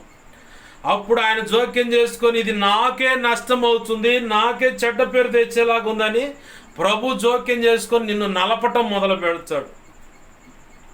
నలపటం అంటే రోగానికి అనుమతించటం. ఇక ఉండి ఒక దెబ్బ కొడితే మంచంలో పడుకోవటమే. ఈ రోగానికి అనుమతించే లోపల సరి అయితే సరి, మంచం మనకు అప్పచెప్పాడంటే ఇక అంతేగా, ఎప్పుడు లేపుచుడు ఆయనకే తెలియాలి, పక్కనోడికి కూడా తెలియదు. పాస్టర్ గారు ఎప్పుడు రికవర్ అవుతా నేను పాస్టర్ గారిని అడిగిన ఉపయోగం లేదు. ఎందుకంటే పాస్టర్ గారి చేతిలో లేదు. పెద్ద ఆయన ఆజ్ఞ, ఒకటే దెబ్బ కొట్టింది ఆయన, పాస్టర్ గారు కాదు. ఆ మధ్యకాలంలో పెద్ద మనిషి బాప్తీసం పొంది సిగరెట్ తాగుతుండు. చాలా మంది చూసి అడిగారు, హెచ్చరించారు, అది కరెక్ట్ కాదుగా అన్నారు. అని చెప్పాను. పాస్టర్ గారికి తెలిసింది, సంఘానికి కూడా తెలిసింది, అందరు కలిసి ప్రార్థన చేస్తూ ఉన్నారు. ఎవరికోళ్ళు ప్రార్థన చేస్తున్నారు. సంఘానికి చెడ్డ పేరు ఇది, దేవునికి చెడ్డ పేరు అని ప్రార్థన చేస్తున్నారు. ఇక్కడ పాస్టర్ గారు కూడా ప్రార్థన చేస్తున్నాడు, సిగరెట్ తాగుతుండంట ప్రభు అని. కరెక్ట్గా ఈ స్టేడియం ముందే, ఈ స్టేడియం ముందే ఆ బండి పోతా ఉంది, తోపుడు బండి. ఆయన తప్పించి వెనకాల నుంచి ఒక బండి వచ్చి, టాటా ఏసీ లాంటి బండి వచ్చి అంతే బండిని కూర్చింది, కోట్చా మురికాలలో పడదు, బిడ్జి అవుతారు. ఆ దెబ్బతో సిగరెట్ మానుకోండు. డైరెక్ట్గా మనిషిని కూడా చంపొచ్చుగా, దేవుడు అనుమతి అది. డైరెక్ట్ మనిషిని కూడా గుద్దొచ్చుగా, కాలు వచ్చి ఇరగటం లేదా అసలు శాల్చీలు వేసిపోవడం జరగవచ్చుగా. ప్రభు ఎందుకు చావటానికి అక్కడ అనుమతించలేదంటే ఆ చెడుతనం అనే గుణం ఉంది అక్కడ. ఆ చెడుతనాన్ని బట్టి రవ్వంచ ముంగమూరు దేవదాసయ్య గారి అనుభవాల్లో ఒక మాట దైవజనుడు నా ఆత్మీయ తండ్రి చెబుతుంటే ఆ మాట విన్నాను. ఇసుక రేణువంచ పాపం నీలో ఉంటే, ఇసుక రేణువంచ పాపం నీలో ఉంటే పరలోక ద్వారం నీ కోసం తెరవబడదు అన్నాడు. ఇక అసలు నువ్వు ఎంత జాగ్రత్తగా భక్తి చేయాలో గుర్తుపెట్టుకోవాలి. ఇక ఇసుక రేణువంచ పాపం నీలో ఉంటే పరలోక ద్వారం తెరవబడదు అన్నాడు. ఆ మాట వినగానే నాకు పట్టుకుంది ఇక భయం. ఎప్పటికప్పుడు ప్రతి సెకను, ప్రతి నిమిషం, ప్రతి గంట, ప్రతిరోజు, ప్రతి నెల, ప్రతి సంవత్సరం ప్రభు సన్నిధిలో ఎప్పటికప్పుడు కడుగుకోవటం, ప్రభు యొక్క పరిశుద్ధ రక్తంలో కడుక్కోవటం. అయ్యా నన్ను సరిగా నువ్వు ఎప్పుడు అంటే ఇక వచ్చే జాషువా డానియల్ అంటే అప్పుడు ఆ ప్రభు నేను సిద్ధంగా ఉన్నాను, అన్ని విషయాలు ఆల్ పర్ఫెక్ట్గా నేనున్నాను నీ కృపను బట్టి, ఇంక నేను వచ్చేస్తా ప్రభు అనేలాగా నేను ఉండాలి, అలాగ నువ్వు కూడా ఉండాలని ప్రభు కోరుకుంటా ఉన్నాడు. నాకు ఆ మాట వినగానే నాకు భయం వేసింది. అమ్మో, ఇసుక రేణువంచ పాపం ఉంటే పరలోక ద్వారం తెరవబడదంటే ఇక నా జీవితంలో ఇంకెన్నో ఉన్నాయని నన్ను ఎత్తుక్కోవటం మొదలుపెట్టి, ఇతనుగా సిగరెట్ అనే బలహీనత ఉంది, మరి అది పాపమేగా. ఈ నోటితో చేయకూడని పొరపాటు, ఈ నోటితోనే యేసయ్యా నీకు స్తోత్రాలు, ఆరాధన, స్తుతి, హల్లెలూయా అంటావు. ఈ నోటితోనే పచ్చి బూతులు తిడతావు, ఎదుటోడిని శపిస్తావు, దూషిస్తావు, వాడు చావా నాశనం కాను. ఆ కుటుంబం ఎప్పుడు పతనం అయిపోవచ్చు, ఎప్పుడు దుమ్ము కొట్టుకొని పోవచ్చు. ఈ నోటితోనే మాట్లాడుతావు, ఈ నోటితోనే మళ్ళీ సరసాలాడుతావు, ఈ నోటితోనే ఆ చుట్ట, బీడి, ఖైని, గుట్కా మచ్చం వేస్తావు, ఈ నోటితోనే మళ్ళీ దేవుని మాయంపరుస్తావు, ఈ నోటితోనే పెళ్ళాన్ని తిడతావు, ఈ నోటితోనే భర్తను తిడతావు, ఈ నోటితోనే కడుపును పుట్టిన బిడ్డలను తిడతావు, శపిస్తావు, ఈ నోటితోనే కోణను దూషిస్తావు, ఈ నోటితోనే అల్లుడిని దూషిస్తావు, శపిస్తావు, మనో సంతానాన్ని దూషిస్తావు, శపిస్తావు. మళ్ళీ మందిరానికి రాగల ప్రభువా నేను ఘోర పాపినయ్యా, మళ్ళీ బార్ షాప్కి పోయి క్వార్టర్స్ చేసా ఓపెన్ చేయటం, మళ్ళీ ఆ నోట్లో నుంచే పోతావు. మరి ఇది పాపం కాదు.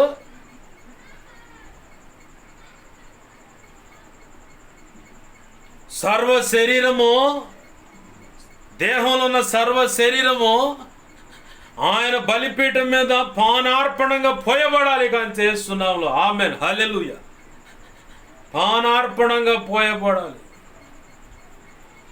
ఓ పాట ఉందిగా, సజీవయాగముగా మన శరీరము సమర్పించి. దీంట్లో నోటిని పక్కన పెట్టి, చేతులు పక్కన పెట్టి, కళ్ళు పక్కన పెట్టి, హృదయాన్ని పక్కన పెట్టి అని ఉందా దాంట్లో. పరిశుద్ధ గ్రంథంలో పౌలు భక్తుడు రాసిన మాట అది. సజీవ యాగముగా మీ శరీరములు ఆయనకు సమర్పించుకొనుడి. ఆమేన్ హల్లెలూయా. ఆ మాటనే భక్తుడు పాటలో ఎత్తి రాసి పెట్టాడు. సజీవయాగముగా మన శరీరము సమర్పించి సంపూర్ణ సిద్ధినందా శుద్ధాత్మను నొసగితివే. సంపూర్ణ సిద్ధి అంటే సంపూర్ణమైన వ్యక్తిగా నువ్వు మారాలంటే కొలస్సీ పత్రిక 1వ అధ్యాయం 28వ వచనంలో పౌలు భక్తుడు ఆయనతో పాటు ఉన్న కొంతమందిలో ఉన్నటువంటి ఈ భారం ఏంటంటే ఆయనను గురించి అందరికీ చెబుతున్నా. ఎందుకంటే ప్రతి ఒక్కరిని సంపూర్ణులుగా చేసి క్రీస్తు న్యాయపీఠం ఎదుట, తండ్రి అయిన దేవుని ఎదుట ఒక కోణం, యేసయ్య ఎదుట ఒక కోణం, రెండు మిక్స్ చేసి ఆయన ఎదుట నిలువబెట్టవాలనని ఆయనను ప్రకటిస్తున్నావు. ఎవరిని? యేసయ్యను ప్రకటిస్తున్నావు అన్నాడు. నువ్వు సంపూర్ణుడిగా కావాలంటే మరి సజీవ యాగంగా నీ శరీరం అంతా ఆడ సమర్పించాలి. ఆడ సమర్పించను. నెలకోసారి ప్రభు వాళ్ళంటే ఆ నెల మొదటి ఆదివారము, 2, 3 ఆదివారాలు ఇలా పెడతారు కొన్ని సంఘాల్లో. ఆ రోజు మాత్రమే మహాపరిశుద్ధురాలు, మహాపరిశుద్ధుడు. ఇక మిగతా రోజంతా ఇక వీళ్ళకంటే ఆ బురదలో పందినయ్యం. దానికన్నా కొంచెం సిగ్గు శరం ఉంటుంది. వీళ్ళకంటే ఆ బురదలో పడ్డ పందినయ్యం దానికన్నా కొంచెం సిగ్గు శరం ఉంటుంది. అసలు దాన్ని మూసెత్తితేనే ఏం పని లేదురా, నన్ను పచ్చాకలా ఈ రకంగా వాడుతున్నారు అనుకుంటుంది. అది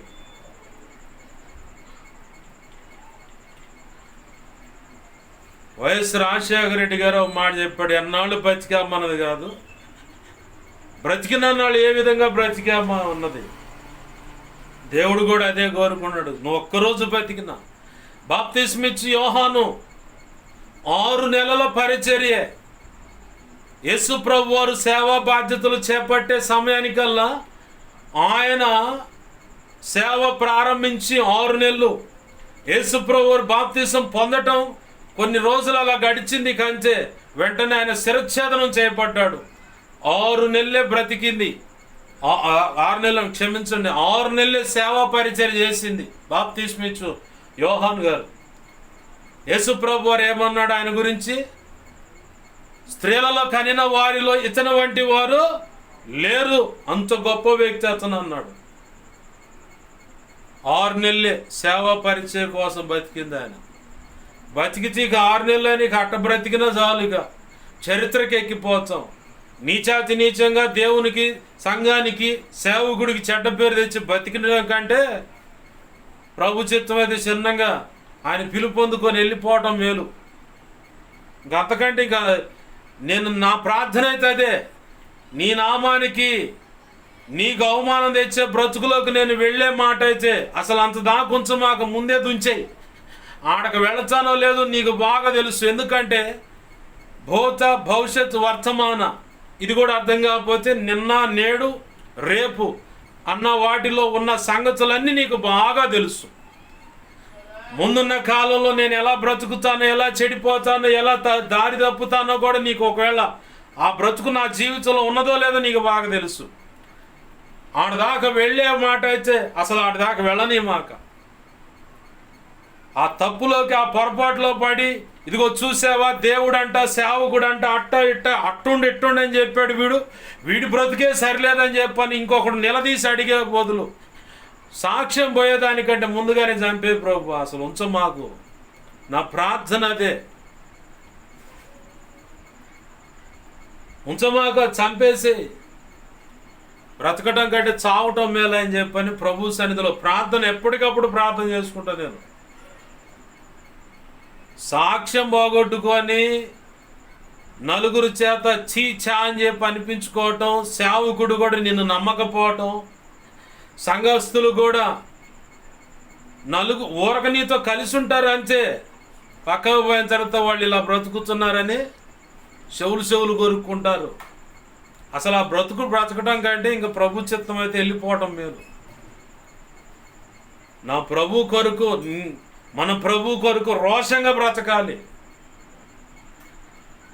ఇలా చచ్చిన భక్తి జీవితంలోకి ఎప్పుడు పోతారంటే వీళ్ళ ఆధ్యాత్మిక జీవితాన్ని కాపాడుకోలేని సమయం ఎప్పుడు వస్తుంది. ఆ కాపాడుకోలేని సమయం అంటే భక్తిలో నిర్లక్ష్యత వచ్చినప్పుడు.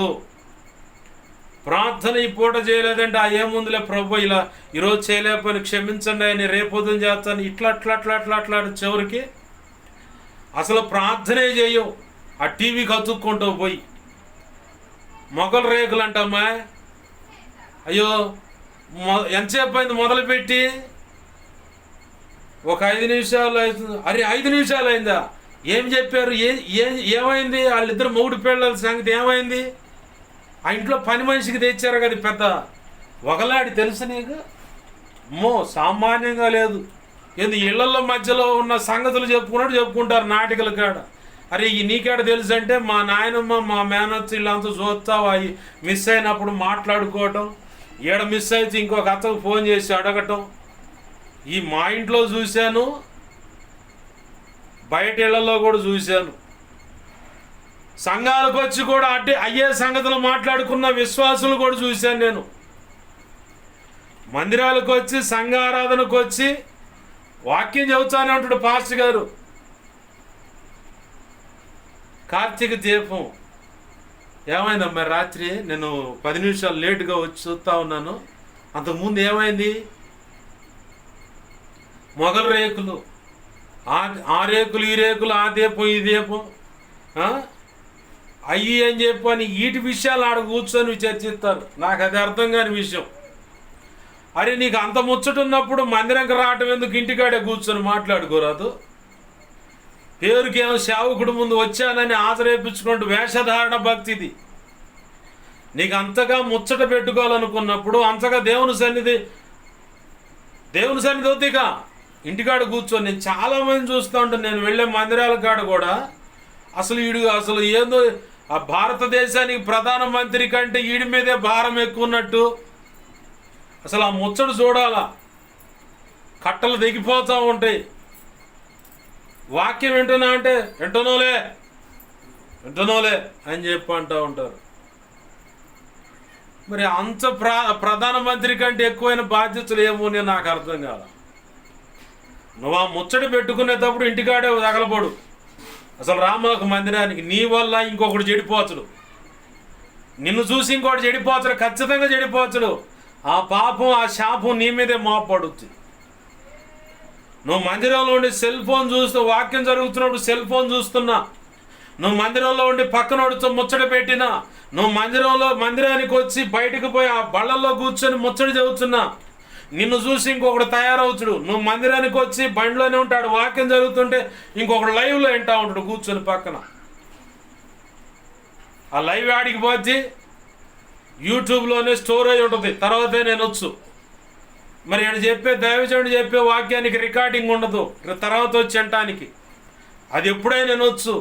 నువ్వు ఉన్న స్థానికంగా ఉన్నా కాడ అక్కడ వాక్యం మీద శ్రద్ధ నిలుపు. నువ్వు దీవించబడుతావు, ఆశీర్వదింపబడుతావు, ఆధ్యాత్మిక పరిపక్వతలోకి వచ్చి అనేకులకు మాదిరి అవుతావు. ప్రసంగి 5వ అధ్యాయం 2వ వచనంలో అదే ఉంది. నీ దేవుని సన్నిధిలో అలక్ష్యంగా ఉండొచ్చు, నిర్లక్ష్యంగా ఉండొచ్చు అన్నది అదే. ఎందుకంటే ఆకాశం మందు ఆయన ఉన్నాడు, భూమి మీద నువ్వు ఉన్నావు. ఆయన అన్ని సంగతులు చూస్తూ ఉన్నాడు, అందుకే జాగ్రత్త అని చెప్పి ఉంటుంది ప్రసంగి 5:2, 5వ అధ్యాయం 2వ వచనం.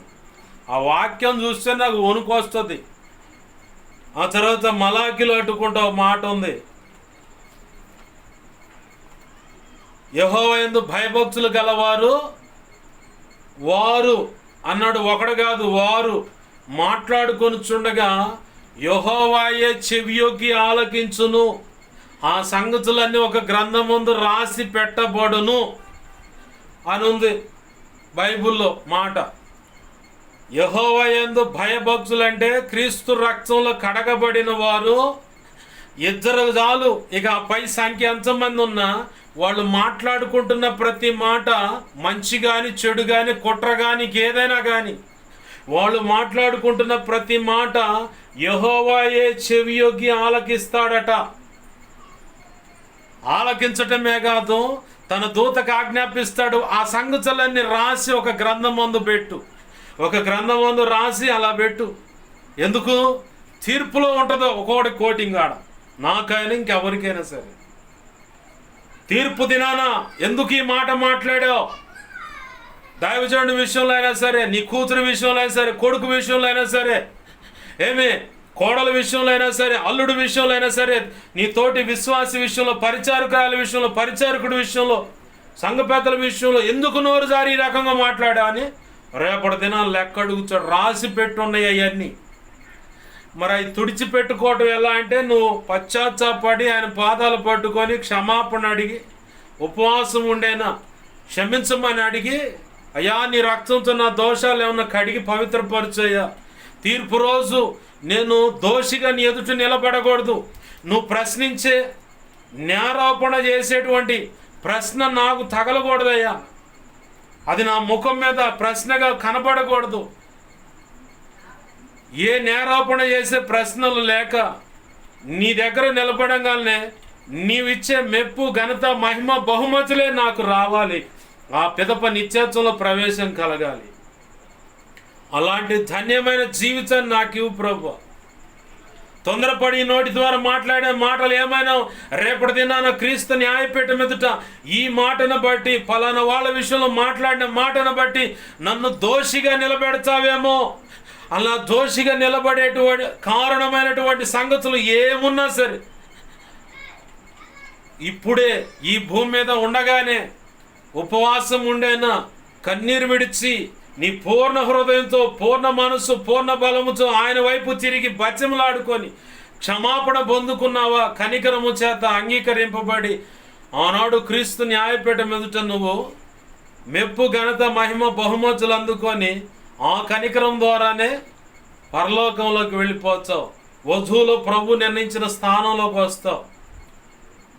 అది ఉందో లేదో దేవుడు చూశాడు రా.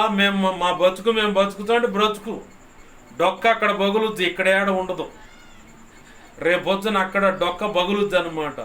పల్లెటూరులో వాడతారులే, డొక్క బగులుద్దిరే అని చెప్పని. రేపు ఆడ దంచడు, తన్నాల్సిన కాడ దంచడు అనమాట. అప్పుడు నిత్య నరకంలోకి వెళ్తావు, ఇంకెక్కడికి వెళ్ళవు. ఈ భూమి మీద నువ్వు ఎన్ని పూజలు చేసినా, ఎన్ని అవారాలు చేసినా రేపు వాళ్ళు లెక్క చెప్పాలా. ఖచ్చితంగా తోలు తీస్తాడన్నమాట. ఆడ ప్రభు అడిగిన ప్రశ్నలకు, నువ్వు చేసిన దానికి ప్రభు అడిగిన ప్రశ్నలకు లెక్క సమాధానం చెప్పాలా. ఆ సమాధానం చెప్పలేని పక్షం అయితే నువ్వు రక్షణ పొందిన నిత్య నరకం ఖచ్చితం. ఏం మొహమాట ఉండదు. నేను కూడా ఉంటా ఆ రోజు నీ పక్కనే. నా మాటలు విన్న వారందరి పక్కన నేను ఖచ్చితంగా ఉంటా ఆ రోజు. పలానా దైవజనుడిని ఉపయోగపెట్టుకొని పలానా మాటలు చెప్పా, ఎందుకు దిద్దుకోలేదు అంటాడు. అబ్బే ఎవరు చెప్పలేదండి నాకు, అబ్బే ఎవరు చెప్పలేదండి అంటే పిలవండి రా దైవజనుడిని అంటాడు. ఏ ఏ దైవజనుల ద్వారా మీకు హెచ్చరికలు జారీ చేయబడ్డాయో, ఏ ఏ దైవజనుల ద్వారా మీకు దేవుని సంగతులు దిద్దుకోమని చెప్పబడ్డాయో ఆ దైవజనులు అందరూ అక్కడ ఉంటారు. ఖచ్చితంగా లెక్క అడుగుతాడు. నువ్వు చెప్పలేదంటే చెప్పాను ప్రభు అని చెబుతాం. ఏంది సాక్ష్యం అంటే, నేనున్న ఇంట్లో ఉన్న వస్తువులన్నిటిని పిలువు ప్రభు, సాక్ష్యం చెబుతాను. అట్ట కూడా పిలుస్తానా, అట్ట కూడా వస్తాయా అంటే యెషయా గ్రంథం 1వ అధ్యాయంలో ఉంటుంది. మీ మీదకి భూమిని ఆకాశమును సాక్ష్యంగా పిలుస్తున్నానని. ద్వితీయోపదేశ కాండంలో అట్టుకుంటా ఒక మాట ఉంది. ఆకాశమును భూమిని ఈ రోజున మీకు సాక్ష్యముగా పెట్టి సంగతులు చెబుతున్నాను. జీవమును మరణమును కీడును శాపాన్ని మెదుడు పెడుతున్నాను. ఏది కావాలో అది కోరుకోండి. అబ్బే ఈ మాటలు మీరు చెప్పలేదు ప్రభు అంటే, ఆకాశమా భూమి ఏంది చెప్పండి వాళ్ళకి సాక్ష్యం అంటాడు ప్రభు. ఖచ్చితంగా ప్రతి వస్తువు వచ్చి, ఈ ప్రతి వస్తువు వింటుంది. ఆ ప్రతి వస్తువు వచ్చి అక్కడ పరలోకంలో నాకు ఎవరు చెప్పలేదు ప్రభు అంటే, ఇదిగో మేము కూడా విన్నాం ఆ మాటలు, నువ్వు కూడా విన్నావు, సాక్ష్యం ఇదిగో అని చెప్పని వారు సాక్ష్యం చెబుతారు. వస్తువులైనా, వ్యక్తులైనా, దైవజనులైనా. దేవునితో నడవటం అంటే ఆషామాష కాదు, పిల్లకాయలాట కాదు, గోలీలాట కాదు, 4 పాటలు వేసుకొని సింధులాట కాదు. దేవుడితో నడవటం అంటే ఖచ్చితంగా ప్రభు కోరుకున్నట్టుగా నడవాలి. ప్రభు కోరుకున్నట్టు నడవాలి. ఎప్పుడు వీళ్ళు నడవకుండా మానేస్తారంటే భక్తిలో నిర్లక్ష్యత వచ్చినప్పుడు. భక్తిలో నిర్లక్ష్యత వచ్చినప్పుడు. ఎలా వస్తుంది భక్తిలో నిర్లక్ష్యత అంటే, తన పైనున్న నాయకుడు చెబుతున్న మాటలు పెడచెవిని పెడతారు. ఏందంటే ఆయన చెప్పేది, ఆయన చెప్పిన మాటలు మేము వినాలా అయింది అన్న నిర్లక్ష్యత ఈ వ్యక్తులకు వస్తుంది. పడిపోవటానికి తాను నిలుచుచున్నానని తలంచుకున్నవాడు పడిపోకుండా చూచుకునవలెను అని కదా లేఖనం ఉంది. కొంతమంది జీవితాలు ఎలా ఉంటుంది, భక్తిలో పలచన వచ్చిన తర్వాత, భక్తిలో నిర్లక్ష్యత వచ్చిన తర్వాత చివరికి దైవజనుడు చెబుతున్న మాటలు కూడా నిర్లక్ష్య పెడతారు. నిర్లక్ష్య పెట్టి వీళ్ళల్లో 3 రకాల జబ్బులు అలుముకుంటాయి.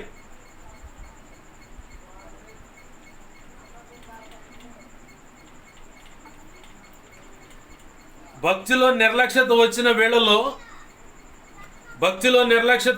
వేళల్లో 3 రకాల జబ్బులు ఉంటాయి. ఏంటి అయ్యా 3 రకాల జబ్బులు అంటే, ధనాపేక్ష అంటే డబ్బు కోసం పరిగెడతారు. డబ్బు సంపాదన, డబ్బునే చూసుకొని ఇక మాకు డబ్బు ఉంది కదా ఇంకేందిలే అంటే, బైబిల్లో చెప్పబడినట్లుగా ఒక ధనికుడు నా ప్రాణమా చినుము సుఖించుము, అనేక సంవత్సరములకు సరిపడా ఆహారం కొట్లలో గానుగులో దాచి ఉంచాను, తిను సుఖించమన్నాడు. ఆ పక్కనే ఒక స్వరం వినపడుతుంది, వెర్రివాడ ఈ రాత్రే నీ ప్రాణం అడిగితే నువ్వు సమకూర్చుకున్నదంతా ఎవడి వశమైపోతుందో ఆలోచించావా అంటాడు అక్కడ. ధనాపేక్ష. రెండవది జీవపు డంబం. జీవపు డంబం అంటే అందరూ నా గురించి గొప్పగా చెప్పుకోవాలి, అందరూ నా గురించి పొగడాలి. ఇది జీవపు డంబం అంటే. సంఘంలో నాకు మంచి స్థానం కలిగి ఉండాలి. ప్రభు చెప్తాడు కదా, ధర్మశాస్త్రోపదేశకులు సద్దుకాయలు పరిసయ్యుల విషయంలో, సొంత వీధులలో వందనములు కోరుకొని వారలారా అంటే ఇదే బ్యాచ్. జీవపు డంబం అన్నమాట. వీళ్ళ గురించి గొప్పగా చెప్పాలి, వీళ్ళని పొగడాల ముందు. వీళ్ళు రాగాల్ని అగ్రపీఠాలు కోరుకుంటారు, అందరిలో మేము గొప్పగా ఉండాలనుకుంటారు. సంఘంలో మేము ముందు పొజిషన్, ఫస్ట్ పొజిషన్ మాకు ఉండాలని చెప్పని కోరుకుంటారు వీళ్ళు. జీవపు డంబం అనే వ్యాధి పట్టినోడి పరిస్థితి ఇది. రెండవది శరీరాశ. శరీరాశలో 2 రకాలు. ఒకటేమో తిండి తిండి తిండి అని తిండి కోసమే వాడు ఎంపర్లాడ్చడు, భక్తి లేదు ఏం లేదు. 4 మెతుకులు ఏడాది దొరుకుతున్నాయి అంటే ముందు తిండి కోసం పరిగెడుతున్నాడు, ఆ మాంసం మొక్కల కోసం, ఆ తిండి కోసం పరిగెడతాడు. రెండోది ఏంటిదంటే శరీర కోరికలు నెరవేర్చుకోవడానికి పరితపిస్తూ ఉంటారు. అవసరమైతే భార్యతో కాక ఇంకొక పరస్త్రీతో, భర్తతో కాక ఇంకో పరపురుషుడితో కూడా అక్రమ సంబంధం కొనసాగిస్తూ దానిలోనే సంతృప్తి పొందుతూ ఇక అదే జీవితం అనుకుంటాడు. జీవపు డంబమున్నా, ధనాపేక్ష ఉన్నా, శరీర ఆశ కలిగిన వాళ్ళు, తిండిపోతులు కూడా పరలోకానికి రారని ఉంది. ప్రకటన గ్రంథంలో 21వ అధ్యాయం 8వ వచనంలో తిండిపోతులు కూడా పరలోకానికి రారు అని ఉంది. జీవుడమ్మో గొప్పలు చెప్పుకునేవాడు ఎక్కడ పొరపాటును కూడా నేను యేసయ్య బిడ్డనని చెప్పడోడు. నేను యేసు రక్తంలో కడగబడ్డాను, దేవుని సన్నిధికి వెళుతున్నాను, ఇదిగో ఈ విగ్రహ అర్పితం నేను తినకూడదని నిర్దాక్షిణ్యంగా దాన్ని ఖండించడు. అవతలోళ్ళు ఏమనుకుంటారో పాపం, వాళ్ళు ఏమైనా చిన్నబుచ్చుకుంటారేమో, ఏమైందిలే, ఏం పోయింది, ప్రార్థన చేసుకొని తింటాంగా, ఏం పోయిందిలే, విగ్రహ అర్పితమని తెలిసి కూడా తెచ్చుకొని ప్రార్థన చేసుకొని తింటాంగా అనుకుంటారు వీళ్ళు. ఇంకొకటి డబ్బు ఎటు నుంచైనా రాని, పల్లెటూర్లు అంటారు పియ్యి పేడ తిని వాడిల్లు ఈడిల్లును ఆర్పి కొంపలు గూల్చి మరి సంపాదించాడు, ఏం అనుభవిస్తాడోడు అని చెప్పని తిడతారు పల్లెటూరులో. ఎంత నీచమైన పని చేసినా సరే, అవతల వాడిని ఎంత బాధ పెట్టైనా సరే వడ్డీ వసూలు చేస్తారు ఖచ్చితంగా, డబ్బు మాత్రం సంపాదిస్తారు.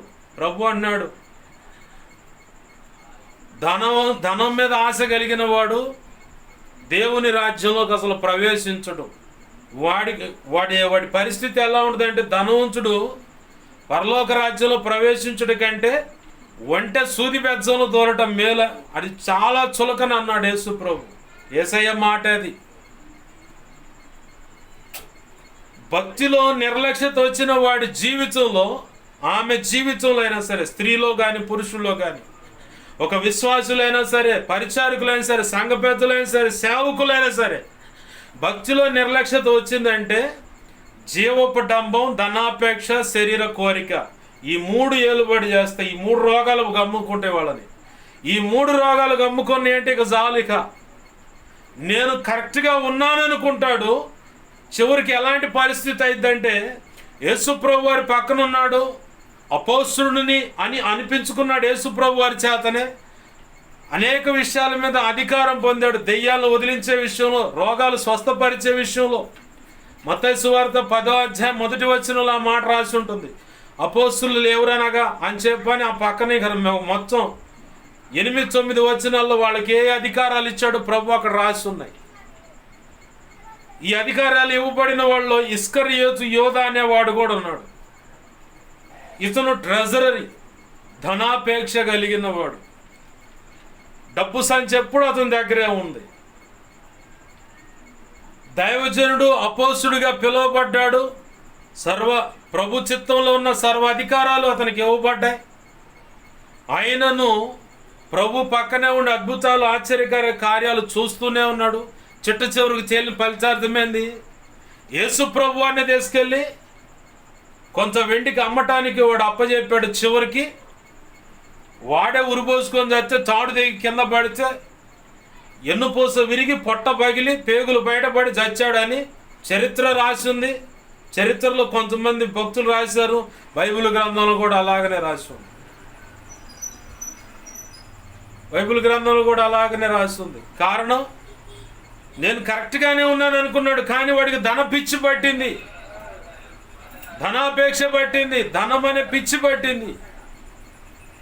కొరహు, దాతాను, అభిరాము, ఎమ్రే అనేవాళ్ళు, పైన ఉన్నటువంటి నాయకుడైనటువంటి మోషే మాట మేము వినేదేంది, నీతో పాటు ఆ ప్రత్యక్ష గుడారం ముందుకు వచ్చినప్పుడు దేవుని యొక్క ఆత్మ, ఆ అభిషేకం మా మీద కూడా వచ్చింది, మేము కూడా ప్రవచించాం. అయితే నువ్వు చెప్పిన మాట మేము వినాలైంది. మాకు కూడా సమాజంలో గౌరవం దక్కాల. ప్రతి ఒక్కళ్ళు నిన్నే మోషే అని పొగడుతున్నది. జీవు డమ్మం చేత పాకులాడేవాడు మోషేకి ఎదురు తిరిగితే చిట్ట చివరికి వచ్చిన ఫలితం ఏందో తెలుసా? కొరహు, దాతాను, ఎమ్రే అనే వాళ్ళు మోషేకు వ్యతిరేకం తిరిగారు. కారణం ఏం తెలుసా? వాళ్ళని ఎవరు గుర్తించట్లా. మోషే ప్రత్యక్ష గుడారం ముందుకు రమ్మంటే ఆ 70 మంది పెద్దలు వీళ్ళు కూడా ఉన్నారు. వాళ్ళ మీదకి వచ్చిన ఆత్మ వీళ్ళ మీదకి వచ్చింది. మోషే మీదకి వచ్చిన ఆత్మ వీళ్ళ మీద కూడా వచ్చింది. ఆత్మ ప్రవచించారు. వీళ్ళు అంటున్నారు, నీ మీద ఉన్నట్టే మా మీద కూడా ఆత్మ అభిషేకం ఉంది, మాతో కూడా దేవుడు మాట్లాడుతాడు. ఏంది నువ్వు పెద్ద మా మీద పెత్తనం చేసేది? లోబడిన తను, మాకు గుర్తింపు కావాలనే వ్యక్తిత్వం వచ్చింది వీళ్ళలోకి. వెంటనే తిరుగుబాటు చేశారు. చిట్ట చివరికి భయంకరమైన చావు చచ్చారు. అసలు భూమి మీద అలాంటి చావు ఎవడికి రాలేదు ఇంతవాటికి. అంత భయంకరమైన చావు కొరహు, దాతాను, అభిరామ్, ఎమ్రే వాళ్ళ సమీప బంధువులు అందరికి కూడా వచ్చి పడింది. బైబిల్ గ్రంథంలో అదే మాట రాశాడు. భూమి నెరవేడవటం అట్లా నోరు తెరిసిందట. నోరు తెరిచి వాళ్ళ మొత్తాన్ని మింగిపడేసింది. వెంటనే భూమి మళ్ళీ ఒకటైపోయింది. మోషే చెప్పాడు వీళ్ళకి, నన్నే గనక దేవుడు పంపించకపోతే మీకేం కాదు. నన్ను దేవుడు ఎంచుకొని నన్ను మీ మధ్యకు పంపించింది వాస్తవం అయితే, నా ప్రభు యొక్క నాయకత్వంలో నేను నడుస్తున్నాను, నా నాయకత్వంలో మీరు నడవాలని ప్రభు చిత్తం. దానికి మీరు వ్యతిరేకిస్తున్నారు కాబట్టి నన్నే గనక ప్రభు ఎంచుకొని మీ మధ్యకు పంపించినట్లయితే మీ చావులు డిఫరెంట్గా ఉంటాయి అన్నాడు. నన్ను ఎంచుకొని ప్రభు పంపించకపోతే నాకు నేనుగా మీ మధ్యకు వచ్చినట్లయితే మీకు ఏ కీడు కలగదు, రండి ప్రత్యక్ష గుడారం ఎదుటికి అన్నాడు. వచ్చే ఏమైంది? జీవపు డమ్మం కోసం పాకులాడారు, అధికార దాహం కోసం పాకులాడారు, కొరహు, దాతాను, అబిరాము, ఎన్నె, ఎంబ్రే అనేవాళ్ళు వారి సమీప బంధువులు. అంటే ఇంకా చుట్టుపక్కల ఎవరెవరైతే చేతులు కలిపారో, వీళ్ళు తిరగబాటుతనానికి, వీళ్ళు చేస్తున్న దానికి ఇంకా కొంతమంది ఎవరెవరైతే చేతులు కలిపారో వాళ్ళ మొత్తానికి కూడా ఇళ్ళకొచ్చిన చావే వాళ్ళకు కూడా వచ్చింది. భూమి అట్లా నోరు తెరిచినట్టుగా నెరవిడిచింది, భూకంపం అంటారుగా, అలా నెరవిడిస్తే వీళ్ళు మొత్తం పోయి పశు సంపదతో సహా మొత్తం తెచ్చారు. జీవోపడంబం వల్ల, శరీర కోరిక వల్ల, భక్తిలో పలచనయ్యి దేవుడు ఎంచుకున్న దైవజనుల ద్వారా ప్రకటించబడుతున్నటువంటి మాటను నిర్లక్ష్యపరిచి తీసుకొని వారికి కలిగే కీడిది. రెండో కోణంలో దైవజనుడి ద్వారా వస్తున్నటువంటి వాక్యాన్ని వినకుండా వీళ్ళకి శరీరాశ, ధనాపేక్ష, జీవోడంబం అనే జబ్బులు పట్టుకుంటాయి. వాటిలో ధనాపేక్ష అయితే ఇస్కరియోతు ఎలా అయితే చచ్చాడో, కరెక్ట్గానే ఉన్నాననుకుంటే అన్ని అధికారాలు ఉన్నవాడికి, చివరికి నీచమైన చావు చచ్చాడు ధనాపేక్ష వల్ల. జీవోపడంబం వల్ల కొరహు, దాతాను, అబిరాము, ఎన్నె, ఎంబ్రే వారి సమీప బంధువులు, వారికి కలిగిన పశు సంపదతో సహా, పని వాళ్ళతో సహా, వాళ్ళతో ఏకీపించిన ప్రతి ఒక్కరూ వీళ్ళకు కొరహు, దాతాను, అబిరాము, ఎన్నె, ఎంబ్రే అనే వాళ్ళకి ఏ గతి అయితే పట్టిందో వీళ్ళ మొత్తానికి, సమీప బంధువులకి, మిగతా ఏకీపించిన వాళ్ళందరికీ కూడా అదే భయంకరమైన చావు వచ్చి పడింది. పశు సంపదకు కూడా అలాగనే చావు వచ్చి పడింది. ఏమీ లేదు, మొత్తాన్ని మింగేసింది. వాళ్ళ గుడారాలను కూడా భూమి మింగేసినట్టు రాసి ఉంది బైబిల్లో. జీవోపడంబం, మాకు ఒక అధికారం ఉండాలి, మమ్మల్ని అందరూ గుర్తించాలా. మోషే నువ్వు చెబితే మేము వినేదేంది అంటే జీవోపడంబంలో ఇది ఒక కోణం. చివరికి ఏమైంది, భయంకరమైన చావు. అసలు ఆ భూమి మీద ఇంతవాటికి అట్లాంటి చావు ఎవడికి రాలా, అంత భయంకరమైన చావు వాళ్ళకు వచ్చింది. మూడవది శరీర కోరిక. మానోహ అనే దంపతులకు ప్రభు కృప ద్వారా ప్రార్థించగా 12 బిడ్డను ప్రభు ఇచ్చాడు. ఆ బిడ్డ పుట్టక మునిపే, ఆ తల్లి గర్భం దాల్చక ముందే దేవదూత చేత బోధింపబడింది. నీ కడుపును పుట్టబోతున్న బిడ్డ నాజీరు చేయకుండా ఉండాలి. క్షమించండి, నాజీరు చేయబడిన వాడు అంటే దేవునికి ప్రతిష్ఠితుడు, క్షౌరం చేయకూడదు. మీరు ఏ అపవిత్రమైనది తినకూడదు, ద్రాక్షారసమైన తాగకూడదు. వాడి నోట కూడా అపవిత్రమైనది పడకూడదు, ద్రాక్షారసం తాగకూడదు. చాలా నియమ నిష్టలతో ఆ బిడ్డను పెంచడానికి మీరు సిద్ధపడాలి, ముందుగా మీరుండాలి కరెక్ట్గా అని చెప్పని దేవదూత చేత బోధించబడ్డారు. అయిపోయింది, గర్భం దాల్చింది, ఆ తల్లి బిడ్డను కానీ పెంచింది. చిన్నగా యుక్త వయసుకు వచ్చాడు, ఇక దేవుని పని కోసం రేపడుతున్నాడు ఆత్మచేత. బాగానే ఉంది, బాగా నడుస్తున్నాడు. ఎక్కడికి పోయినా సరే శత్రువులు ఎదురు కనపడితే ఆత్మ రేపటాన్ని బట్టి ఏ దొరికితే తీసుకొని మొత్తాన్ని మట్టు పెడుతున్నాడు, చంపి పడేస్తున్నాడు.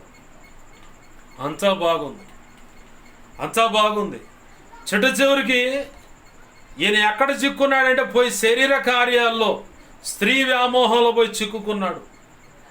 ఆ శరీర ఆశలు, కోరికలు నెరవేర్చుకోవడానికి ఒక ఆమె అని చెప్పని పోయాడు, పెళ్లి చేసుకున్నాడు. వాళ్ళ మధ్య గొడవ వచ్చింది, వీడు అలిగిపోయిండు అని చెప్పని ఈ సంసోను స్నేహితుడికే ఆ అమ్మాయిని ఇంకొకటికి ఇచ్చి చేశాడు.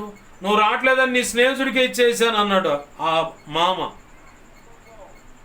అయ్యో ఇంత పని చేసావేంది, నాకు నా భార్య కావాలంటాడు, ఇంకోటి కట్టుకొని కాపురం చేస్తుంటే. అది కుదరదులే కానీ మా చిన్నమ్మాయిని చేసుకుంటే, ఆహా కాదు ఆ అమ్మాయే కావాలంటాడు. ఆ యుద్ధంలో అడిచేసి ఆ పెద్ద పిల్లని చచ్చిపోద్ది. ఈ చిన్న పిల్లతో కొన్నాళ్ళు సరసాలాడుతూ ఉండి ఇది కాదు అని చెప్పని మళ్ళీ పక్కకు వచ్చి ఇంకోసాటికి ఎక్కడికి పోయాడంటే వేశ్యల కాడికి. శరీర కోరికలు నెరవేర్చుకోవడానికి ఎక్కడికి వెళ్ళాడంటే వేశ్యల కాడికి. ఎవడు వీడు, అసలు ఎవరు ఇతను? సున్నతి చెయ్యబడి నాజీరు అంటే దేవుని కోసం ప్రతిష్ఠితుడు, ప్రభు సంకల్పంలో దేవుని పనికి ఏర్పరచబడిన వాడు. చివరికి ఎక్కడికి వెళ్ళాడు? వేశ్యలతో వ్యభిచారం చేయడానికి వెళ్ళిపోయాడు. అపవిత్రమైన నోటను పెట్టుకున్నాడు. సింహపు యొక్క కళ్యాభారంలో తేనె తెట్టె ఉంటే ఆ తేనె తెట్టెను పిండుకొని నోటిని పెట్టుకున్నాడు. అంటే తిన్నాడు. కొంచెం తెచ్చి వాళ్ళ అమ్మాయి కూడా పెట్టాడు. యాడిదిరాదంటే ఏం చెప్పాల సమాధానం. సరే మంచిదే తెచ్చుంటాడులే, మనం చిన్నప్పటి నుంచే వాడికి నేర్పాల్సిన వినయ బుద్ధులన్నీ బాగా నేర్పాం కదా అని చెప్పని అనుకుంటున్నారు వీళ్ళు. కానీ మనోడు ఏం చేశాడు, చెట్టు చివరికి పోయి ఆ కళ్యాపురం సింహము, అంతకుముందు అది ఎదురొచ్చింది, దాన్ని చీల్చి చంపేశాడు. నోరునట్ట పట్టుకున్నాడు, చీల్చి చంపేశాడు. అంత బలవంతుడు. ఇనప చువ్వలను సైతం తాళ్ళు తెంచినట్టు తెంచిపోడేస్తాడు. పెద్ద పెద్ద ముఖద్వారాలు ఉంటాయి, వాటిని ఎత్తుకొని పోయి తీసుకుపోయి పాడేసినాడు. పచ్చి దవడ ఎముకతో 1000 మందిని చంపాడని చెప్పి చరిత్ర ఉంది. ఇంత గొప్ప బలవంతుడు, ఆత్మచేత నింపబడి ఉన్నవాడు ఎక్కడికి వెళ్ళాడంటే వ్యభిచార గుహాల దగ్గరికి వెళ్ళిపోయాడు. ఆ వ్యభిచారులో ఒక ఆమె బాగా నచ్చింది, ఇక ఆమెతోనే కాపురం మొదలుపెట్టాడు. చిట్ట చివరికి కళ్ళు పోగొట్టుకున్నాడు, తనకు తానే మరణాన్ని నిర్ణయించుకొని చనిపోయాడు. ఈ ఉదాంతంలో నేర్చుకోవాల్సిన విషయం ఏంటంటే, అభిషేకించబడిన వాడు, దేవుని చిత్తంలో ఉండవలసిన వాడు కాస్త శరీర కోరికల నిమిత్తం పరిగెడితే చివరికి ఏమైపోయాడు, కళ్ళు పోగొట్టుకున్నాడు. చివరికి ఆ ఫిలిస్తీన్ల యొక్క దేవత యొక్క దేవాలయం ఉంటే దానికి 2 స్తంభాలు అంటే అయ్యే ఆధారం మీద కట్టబడింది. ఆ రెండింటిని దాకరేండి నాకు అన్నాడు, తీసుకెళ్ళాడు, నిలబెట్టాడు. ఈ గుడ్డోడు మనల్ని ఏం చేస్తాడు అనుకున్నారు వాళ్ళు. అప్పుడు ప్రార్థన చేస్తున్నాడు, ఆ 2 స్తంభాలు పట్టుకుని, ప్రభువా ఎంత మటుకు చాలు, వీళ్ళతో పాటు నేను కూడా నశించదనని చెప్పని ప్రార్థన చేసి తనతో పాటు ఆ ఫిలిస్తీన్లు కూడా చనిపోయారు. తను బతికున్నంత కాలంలో చంపిన వాళ్ళకంటే ఆ రోజు చంపిన వాళ్ళు ఎక్కువని బైబిల్ సాక్ష్యం ఇస్తుంది. ఆ సంఖ్య పక్కన పెడతాం. ముందు అసలు శరీర కోరికల కోసం పరిగెత్తాడు. క్రీస్తు రక్తంలో కడగబడినటువంటి బిడ్డల విషయంలో చాలా జాగ్రత్తగా ఉండాలి. నీ కుమార్తె కానీ కుమారుడు కానీ దేవుని సన్నిధిలో ఎదుగుతున్నట్లయితే, దేవుని ప్రణాళికలు ఉన్నట్లయితే, అయ్యా నా బిడ్డలు నువ్వు కాపాడు ప్రభు అని ప్రార్థన చేయాలి. దేవునికి అప్పచెప్పాలా. అహర్నిశలు వదిలిపెట్టకుండా నీ బిడ్డలను దేవునికి అప్పచెప్పాలా. అసలు మనం అయ్యేం చెయ్యం, ఒక 5 నిమిషాలు ప్రార్థన చేసి వదిలేస్తాం, ప్రభు నీకు అప్పచెబుతున్నానని. మానక ఇదిగో ప్రభువుకు నీ బిడ్డలను అప్పచెప్పి ఉపవాస ప్రార్థనలు కూడా చేయాలి. లేకపోతే ఈరోజు ఈ లోకం ఎలా ఉందంటే భయంకరమైన లోకం, భయంకరమైన విచ్చలవిడిగా ఉన్నటువంటి వాతావరణం. అసలు క్షేమంగా కాలేజీకి కానీ, స్కూలుకి కానీ, బజారుకి కానీ, షాపుకి కానీ, ఒక ఉద్యోగం కాడకు కానీ, ఒక ఆడపిల్ల అయినా మగపిల్లగాడైనా అలా క్షేమంగా వెళ్ళి వస్తారని గ్యారంటీ లేని రోజులు ఇవి. పగలే గాంధీ గారు స్వాతంత్రం వచ్చిందని మురిసిపోతున్నారా అన్నాడు. మరి ఏమైందయ్యా అని చెప్పని ఆయన ఎదురు ప్రశ్న వేస్తే, ఆడగూతురు అర్ధరాత్రి వేళ ఎటువంటి కీడు కలగకుండా క్షేమంగా ఆమె ఇంటికి వచ్చిన నాడే నిజమైన స్వాతంత్రం రా అన్నాడు. ఈరోజు ఆ మాటకు తగ్గట్టుకునే పరిస్థితులు. స్కూల్ కాడ టీచర్ వల్ల మగపిల్లలకు క్షేమం లేదు, మాస్టర్ వల్ల ఆడపిల్లలకు క్షేమం లేదు. 1 నుంచి 5, 6 తరగతులు చదివే ఈ పిల్లల విషయంలో కూడా ఎన్ని సాక్ష్యాలు లోకంలో మనం చూస్తున్నాం. స్కూల్ కాడ 1 నుంచి 5 తరగతుల వరకు చదివే వారి విషయంలో, 6 నుంచి 10 తరగతులు చదివే వారి విషయంలో టీచర్ల వల్ల మగపిల్లలకు క్షేమం లేదు, మాస్టర్ల వల్ల ఆడపిల్లలకు క్షేమం లేదు. కాలేజీకి వెళితే లెక్చరర్ల వల్ల, ప్రిన్సిపాల్ వల్ల కూడా ఆడపిల్లలకైనా మగపిల్లలకైనా. ఈ మధ్యకాలంలో ఒక న్యూస్ రోల్ అయింది. ప్రిన్సిపాల్ యొక్క రూమ్లో బీరు బాటిల్ ఉన్నాయంట. ఆ కాలేజీలో ఉన్న స్టూడెంట్స్ని, ఆ ఆడపిల్లల్ని ఒక్కొక్కళ్ళని లోపలికి రమ్మని వేధిస్తూ ఉండేవాడట. ఇక్కడ జరుగుతుంది అని చెప్పని న్యూస్ రోడ్డుకి ఎక్కింది, స్క్రోల్ అవుతూ ఉంది. ఇంజనీరింగ్ కాడకు వచ్చేసరికి ఇక అసలు ఆడైతే విచ్చలవిడి, ఇక చెప్పడానికి లేదు. భయంకరమైన రోజులు, భయంకరమైన పరిస్థితి. నేను అవన్నీ గమనించాను. గతంలో 8 సంవత్సరాలు ఒక ఆడపిల్ల విషయంలో నా జీవితాన్ని అట్లా తిరుగుతూ వచ్చాను. ఆ ఆడపిల్ల కాలేజీలో చదువుతుంది అనే సంగతి నాకు తెలుసు. అయితే నాకున్న అభిప్రాయం ఏంటంటే, అక్కడికి వెళితే ఆడపిల్లలు మగపిల్లలు క్లాస్మేట్స్ స్నేహితులు అని చెప్పని సరదాగా ఉంటారు. అది చూసి కూడా మనసు నొచ్చుకొని పలానా కారణాన్ని బట్టి విభేదాలు వస్తాయి, ఆ వ్యక్తితో ఎందుకు అలా ఉన్నాం, ఆ అబ్బాయితో ఎందుకు ఇలా ఉన్నాం అని చెప్పని అడగటం అయితే దీన్ని బట్టి కూడా మధ్య ఉన్న అనుబంధం చెడిపోద్ది, ఆ అమ్మాయి నాకు దక్కకుండా పోద్ది అని చెప్పని పలానా కాలేజీలో చదువుతున్న దాని సంగతి తెలిసినా కానీ అక్కడికి పొరపాటును కూడా పోయారు. పలానా ఆ రోడ్లో దిగుతుంది, ఆ రోడ్లో నుంచి ఈ రోడ్డుగా వస్తుంది అని తెలిసినప్పుడు 8 సంవత్సరాల మొత్తం మీద 3 సార్లు 4 సార్లు ఎదురెళ్ళినా కానీ పొరపాటును కూడా ఆమెతో మాట్లాడలేదు. కారణం ఏంటంటే నలుగురిలో ఒక ఆడపిల్లతో మాట్లాడుతూ ఉంటే లోకం చాలా మంచిది, చాలా అంటే చాలా మంచిది. అన్న చెల్లెలతో మాట్లాడుతున్నా, అన్న అక్క తమ్ముడితో మాట్లాడుతున్నా, ఏంది చిన్నమ్మ పిల్లగాడితో మాట్లాడుతున్నా, మేనత్త అల్లుడితో మాట్లాడుతున్నా, వదిన మరిదితో మాట్లాడుతున్నా, మరదలు బావతో మాట్లాడుతున్నా. ఎట్టుంటుందంటే ఇప్పుడు వ్యవహారం మంచి అంత రివర్స్ అనమాట. పట్టాడురా మంచిదాన్నే, పట్టిందిరా మంచోడిని అని చెప్పని అక్రమ సంబంధాలు అంటగట్టి ముద్రలేస్తారు.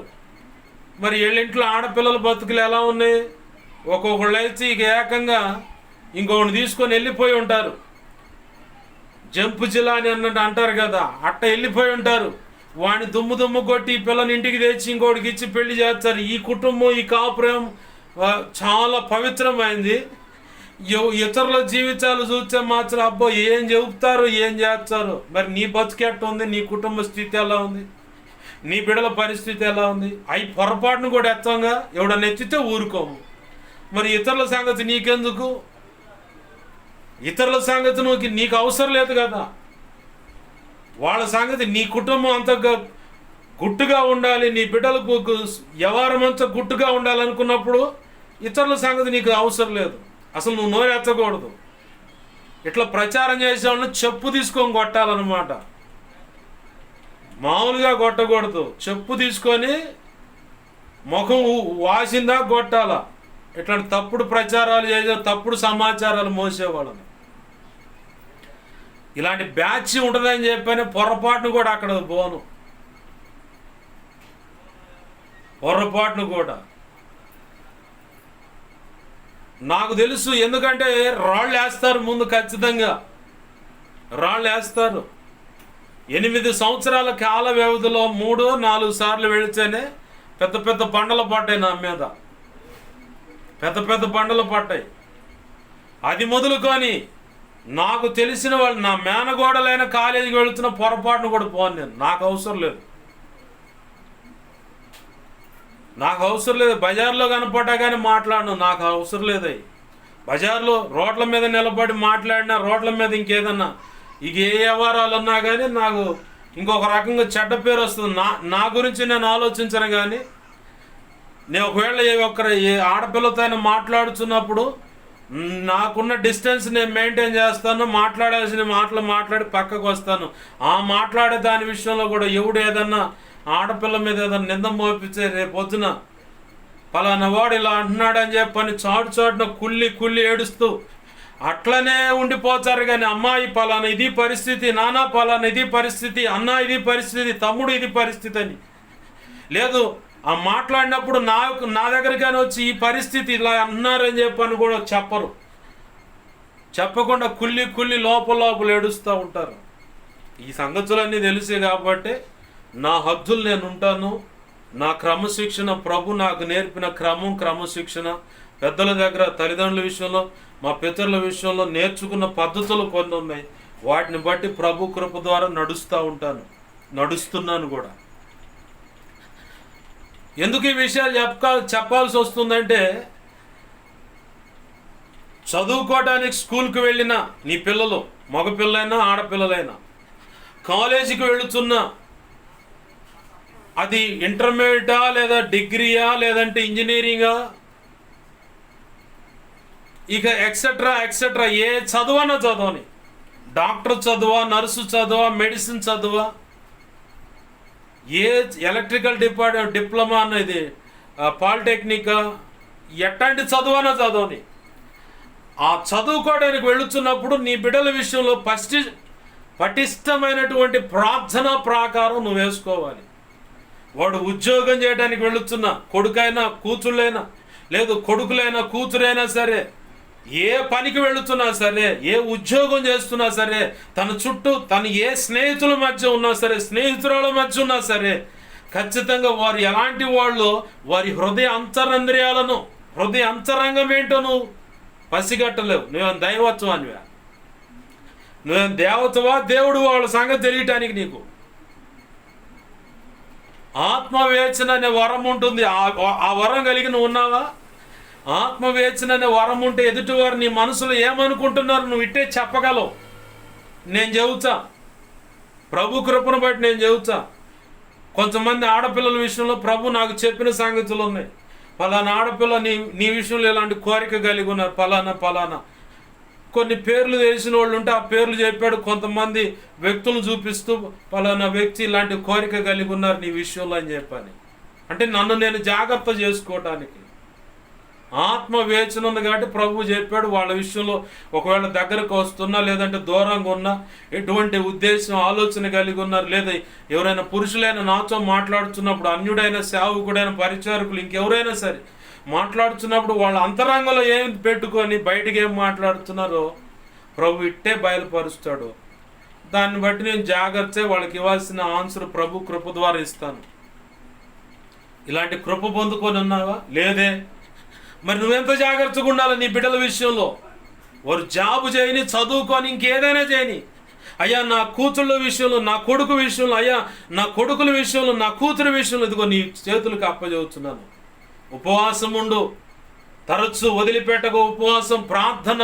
నువ్వు ప్రార్థన ప్రాకారం వేస్తే ఆ బిడ్డలో సేఫ్ జోన్లో ఉంటారు.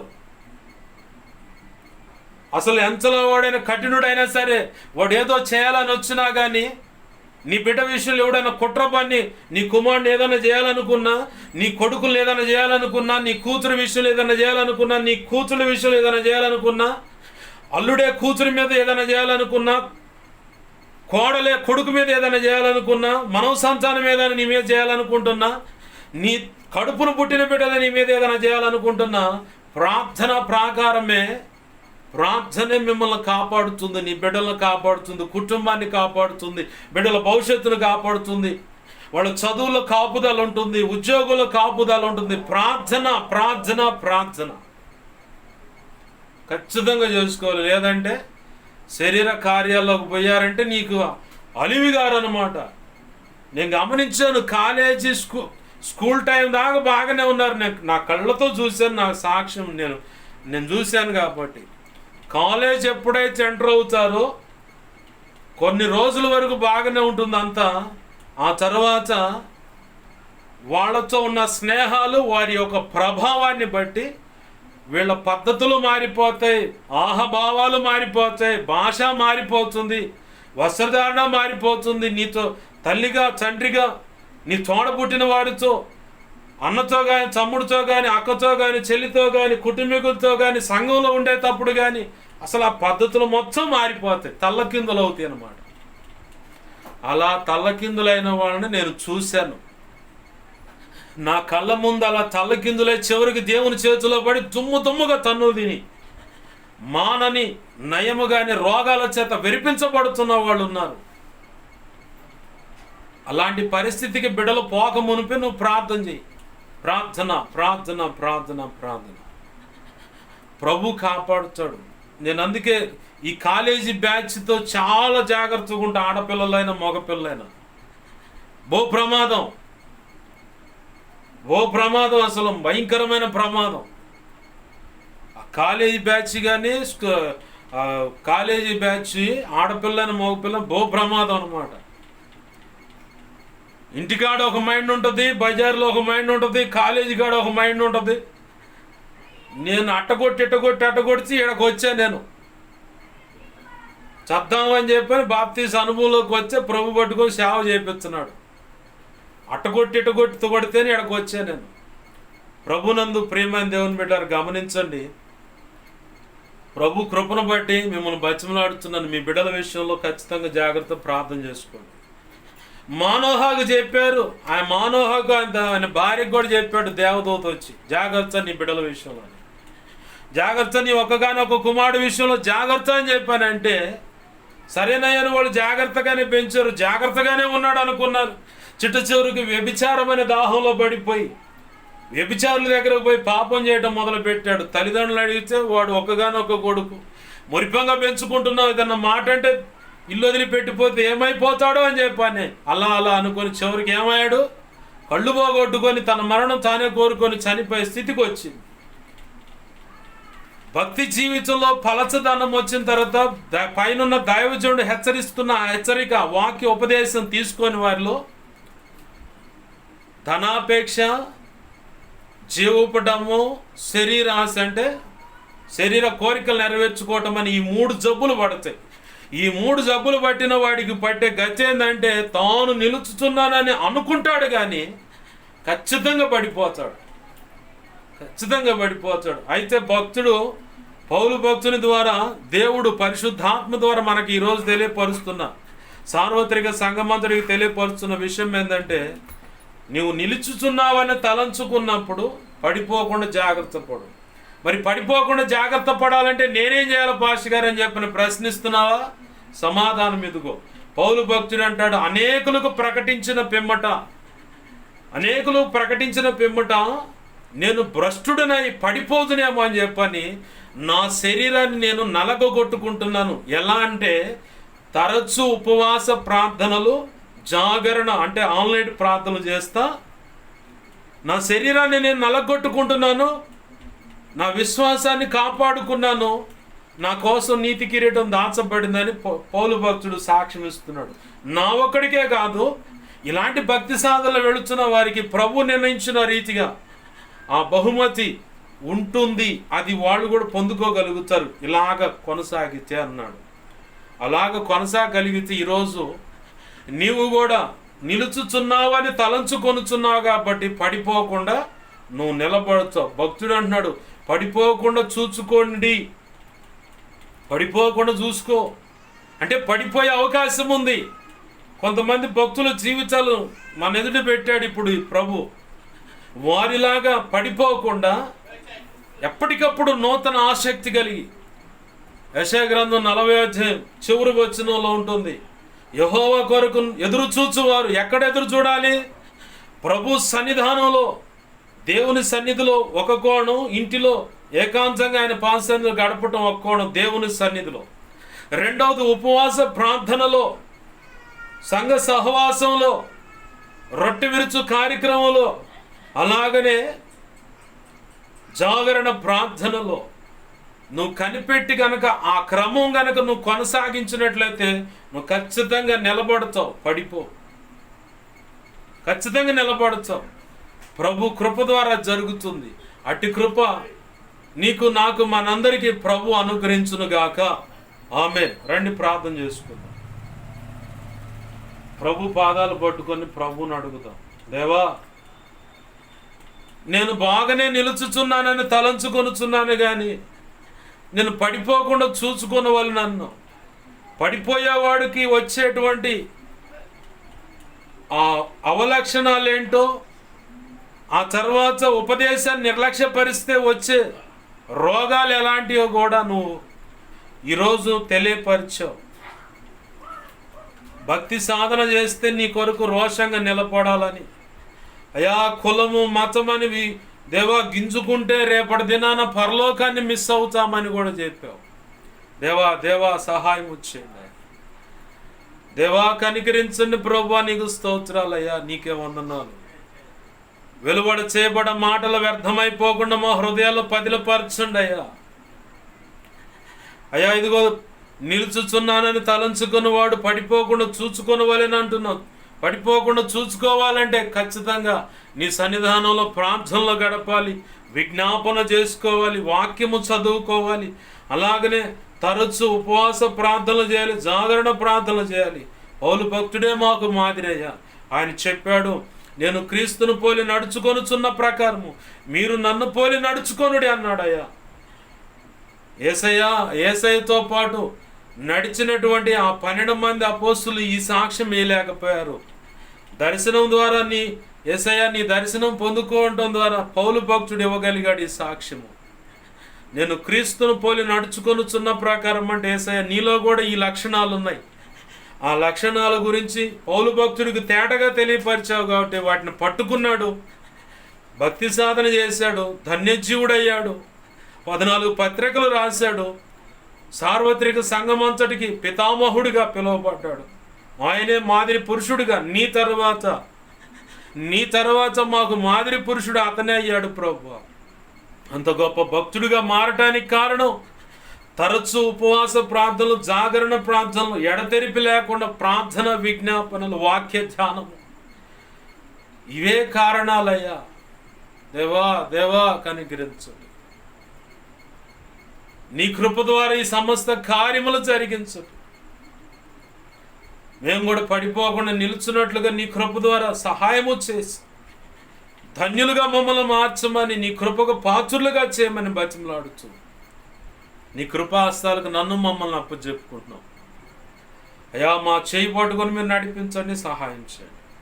నీ వాక్యాన్ని హెచ్చించుకుంటున్నాం ప్రభువా, నీకు స్తోత్రాలు. మేమంతా నీ యందు తండ్రి యథార్థంగా ఉన్నాం. భ్రమపరిచాత్మలు, ఉద్రేకపరిచాత్మలు, ఎన్నో రకాల పాపంలో ఆగిపోవడం ప్రయత్నం చేస్తున్న ఆత్మలు, వెలుగు సంబంధమైన దేవతలు, ప్రత్యేకపరచబడిన వారిని సైతం మోసపుచ్చే అధికారం, అపోహ, అట్టివాని క్రియలు, ఉద్రేకపరిచే, ఆవేశపరిచే, అసత్యాన్ని సత్యమని నమ్మించాయి, కళలు, నిద్రల దర్శనం, స్వప్నాలు చూపించమని దేవా ఇదిగో తండ్రి మా ప్రార్థనలు సన్నిచ్చారకుండా చేరిన ప్రార్థన తిరిగి సమాధానం పొందుకొని దాన్ని అనుభవించకుండా అడ్డగిస్తున్నా దుష్టుడిని, వాడి దోతలు, చీకటి అంధకార శక్తులే ఉన్నా యేసు నామములో బంధిస్తున్నాం. తొలగించు, లయపరచు తండ్రి. దేవా మేమంతా నీ యందు యథార్థంగా ఉన్నాం. భ్రమపరిచాత్మలు, ఉద్రేకపరిచాత్మలు ఉన్నాం.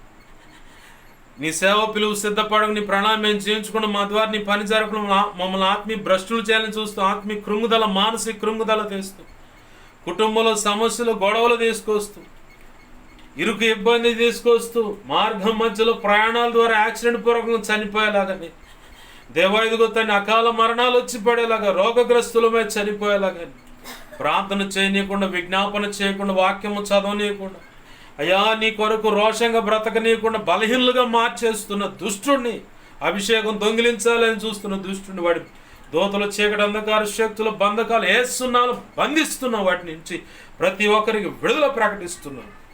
ఏసునాములు అవి లయమైపోవును గాక. ప్రభువా నీ కృప ద్వారా గొప్ప కార్యాలు జరిగించి నీ నామాన్ని ఘనపరచుకోమని బతిమలాడుతున్నాం. సహాయం చేయండి ప్రభువా, నీకు స్తోత్రాలు, నీకే వందనాలు, కృతజ్ఞతాస్తుతులు చెల్లిస్తున్నాం. అన్ని విషయాల్లో కృప అనుగ్రహించండి అయ్యా. నీవు తోడు నడిపించమని బతిమలాడుతూ నీకు స్తోత్రాలు చెల్లిస్తున్నాం. సహాయం చేయండి ప్రభువా, నీకు స్తోత్రాలు. మా మంచి కాపురి సహాయం చేయండి.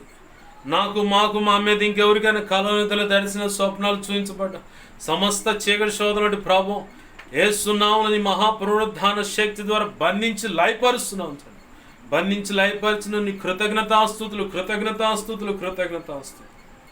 అయ్యా మాకు మా మీద ఇంకెవరికైనా కలవనితల దర్శనం స్వప్నాలు చూపించబడ్డ సమస్త మంచి కళ్ళ, మంచి దర్శనం, స్వప్నితలు చూసిన సమస్త మంచి యేసునామములో నీ మహాపునరుద్ధాన శక్తి త్వరపెట్ట జరిగేలా చేసి నెరవేర్చుతండి. యేసునామములో త్వరపెట్ట జరిగేలా చేసి నెరవేర్చును. నీ కృతజ్ఞతాస్తుతులు.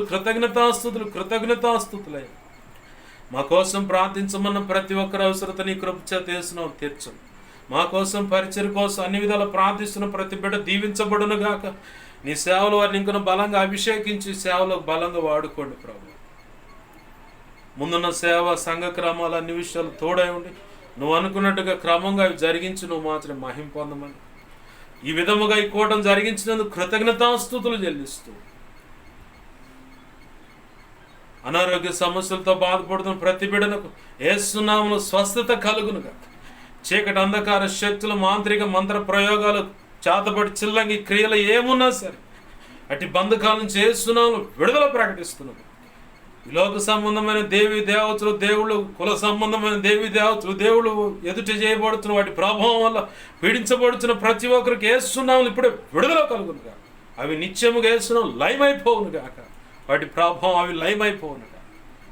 కనికరించి నీ కృపాకార్యం జరిగించి నీ బిడ్డల కాపుదల దయచేసి క్షేమాన్ని అనుగ్రహించమని, నీ కృపలో భద్రపరచమని బతిమలాడుచు మా ప్రియుడు మా రక్షకుడైన యేసయ్య ఉన్నతనంత శక్తిగల నామమున అడిగి వేడుకొని ప్రార్థించి సమస్తం పొందుకో. బిడ్డల భవిష్యత్తును నాశనం చేయాలని చెప్పని చూస్తున్న దుష్టుడు, వాడి దురాత్మ, వాడికి సంబంధించిన వ్యక్తులు ఎచ్చుగడలు వేస్తున్నావు లైవ్ అయిపోవును గాక. ఆ వ్యక్తులకు ఖచ్చితంగా నీ చేతిలో పనిష్మెంట్ జరుగును గాక. బుద్ధి వచ్చేలాగా చేసి నువ్వు అనుకున్న కార్యం జరిగించి బిడ్డలను కాపాడమని నీ కృపలో భద్రపరచమని. నీ చెయ్యి దాటి ఎప్పటికీ కూడా వారు ఎల్లరూ ప్రభు వేస్తున్నాములు రిఖాందా.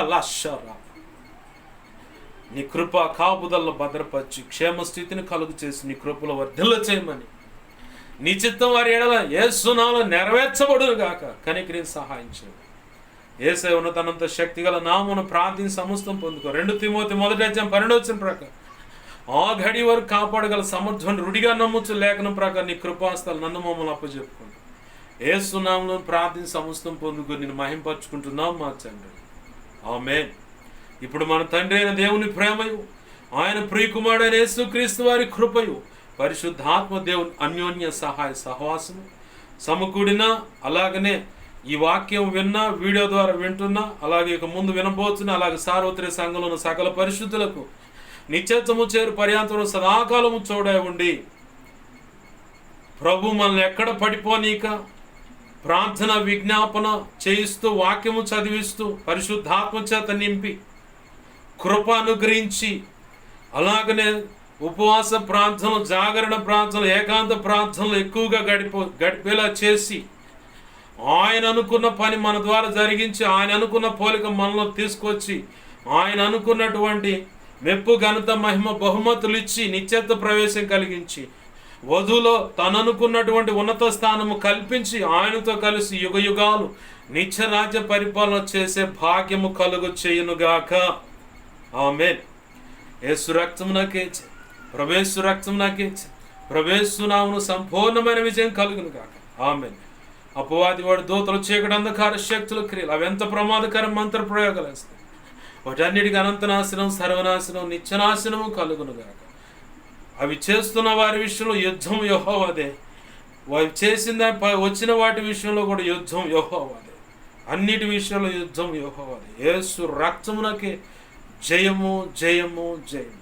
అందరికీ వందనాలు. ప్రభు కృప మీ అందరికీ తోడై ఉండి నడిపించును గాక. ఆమేన్.